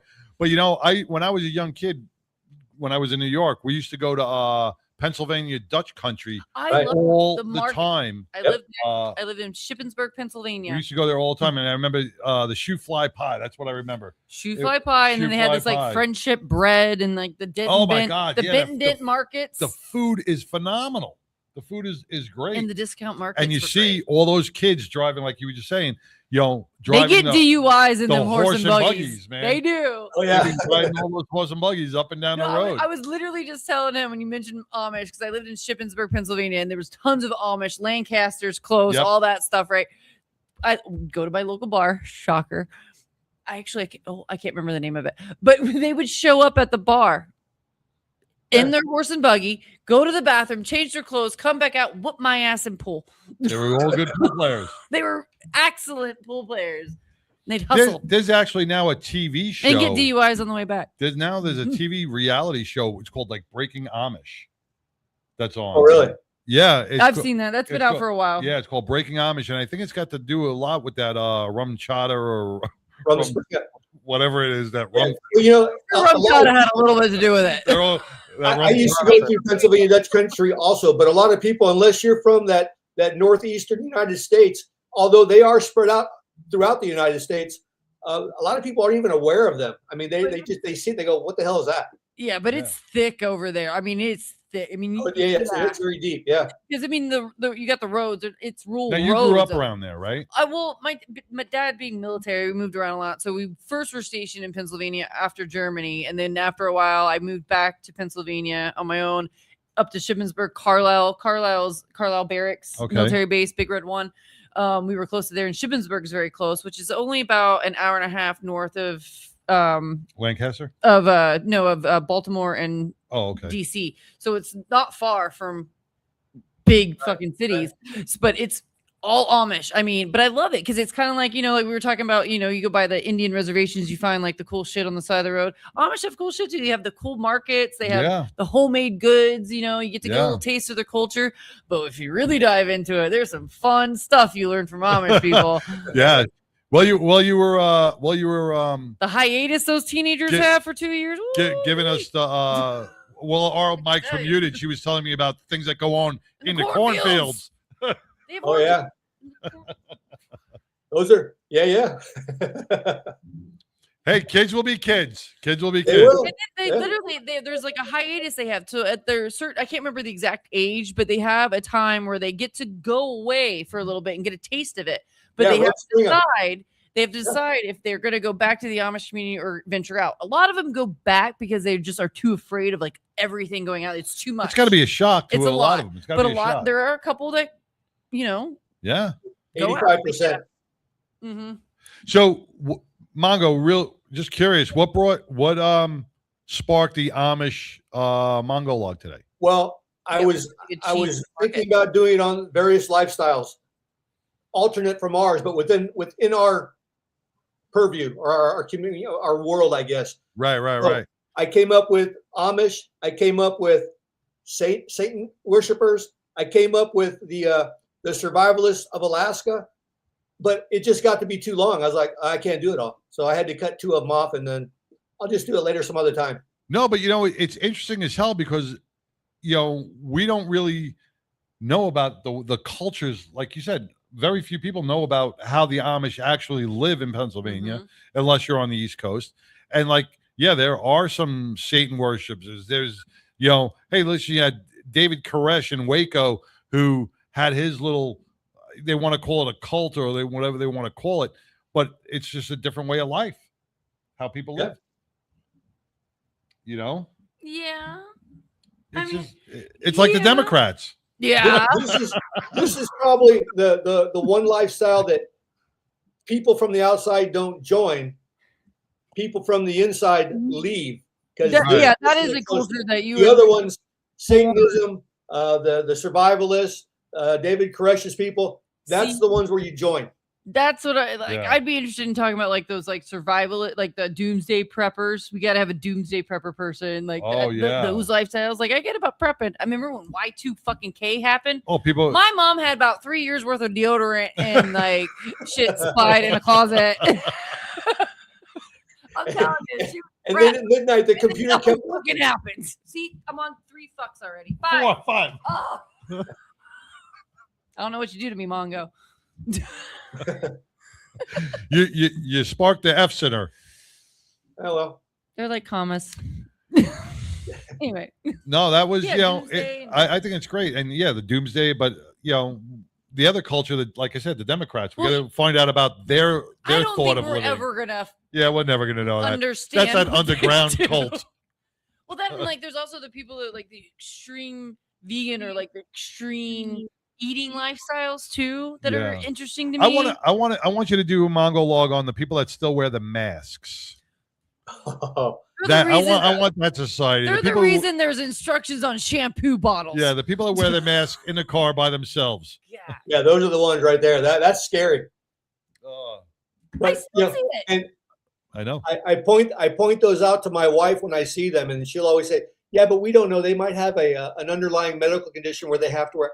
I go, you know what? Yeah, that's true. But before COVID, nobody wore masks. Right.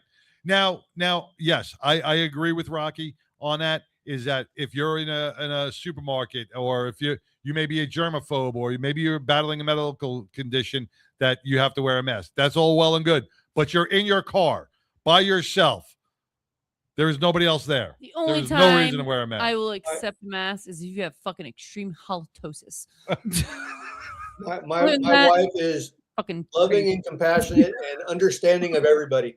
You know, I was the guy that walked the wrong way against the arrows in the grocery store. Well, I mean, she's married to you, so I got to give her a little credit. Yeah, well, compassionate. That's right. Just kidding. All right, Mongo. Well, once again, man, thank you for putting the time, effort, and everything you do for these amazing Mongo logs each and every week. You know, tune in for Mongo all the time, man. He and the wine. You're not going to hear from me for the next. You got a friend 2 in days. me. All right, Mongo. Stay blessed, man. Stay well. Have your whiskey and cigar, and enjoy the rest of your week, brother. All right, adios. See you next week. Bro. Take care. Man, that was the famous Mongo log. You know, always bringing the educational or the political, or it's just amazing listening to what he puts together each and every week. Brings all the like different aspects, like different points of views all together in one little. Hey, I got to give a big shout out before I forget to Janie Balderas, 99% Radio Network's Yes, girl. own Janie Balderas. We'll be on next week doing an interview with another musician out of Austin. Has just been nominated for the 6th annual. I don't know if it's TIRA or TRIC. He's not good with letters. Yeah, I don't know if you supposed. I don't know if it's just an acronym or if it's Tika or Tara. But she's just been nominated as the most upcoming female country artist. So congratulations to Janie Balderas. She rides with the 99. She rides with the 99, man. And you know, catch her next week for her interview with one of the country artists that she's going to be interviewing. Yes. And she's also going to be a celebrity judge. That's right. May 2nd at the Pinups and Pistons at Fort Worth Indian Motorcycle. Nice, and that is why we've had the crowns up here all day. These are the crowns that these ladies get to win for the pinup contest. So. Yes, and they're heavy. They're legit, man. They are legit They're crowns, legit. man. You know, Princess Di would have liked to wear one of these. So the theme is red, white, and radiant. How's that? I love it. You love it? I love Am I a it. princess? You're a queen. You're a queen, bitch. All right. On that note, man, check out the 99. Share, subscribe. The life you may be saving, maybe not be your own, but maybe somebody else's. Check out all the upcoming events. Thank you, Glenn Lawson and the Biker Wolfpack, 737 The Wolf. Thank you, Lori Litas. Montoya. Thank you to Litas. Thank you, Spokes for Hope. And if you could be anything in this world, be kind. Kind. Peace.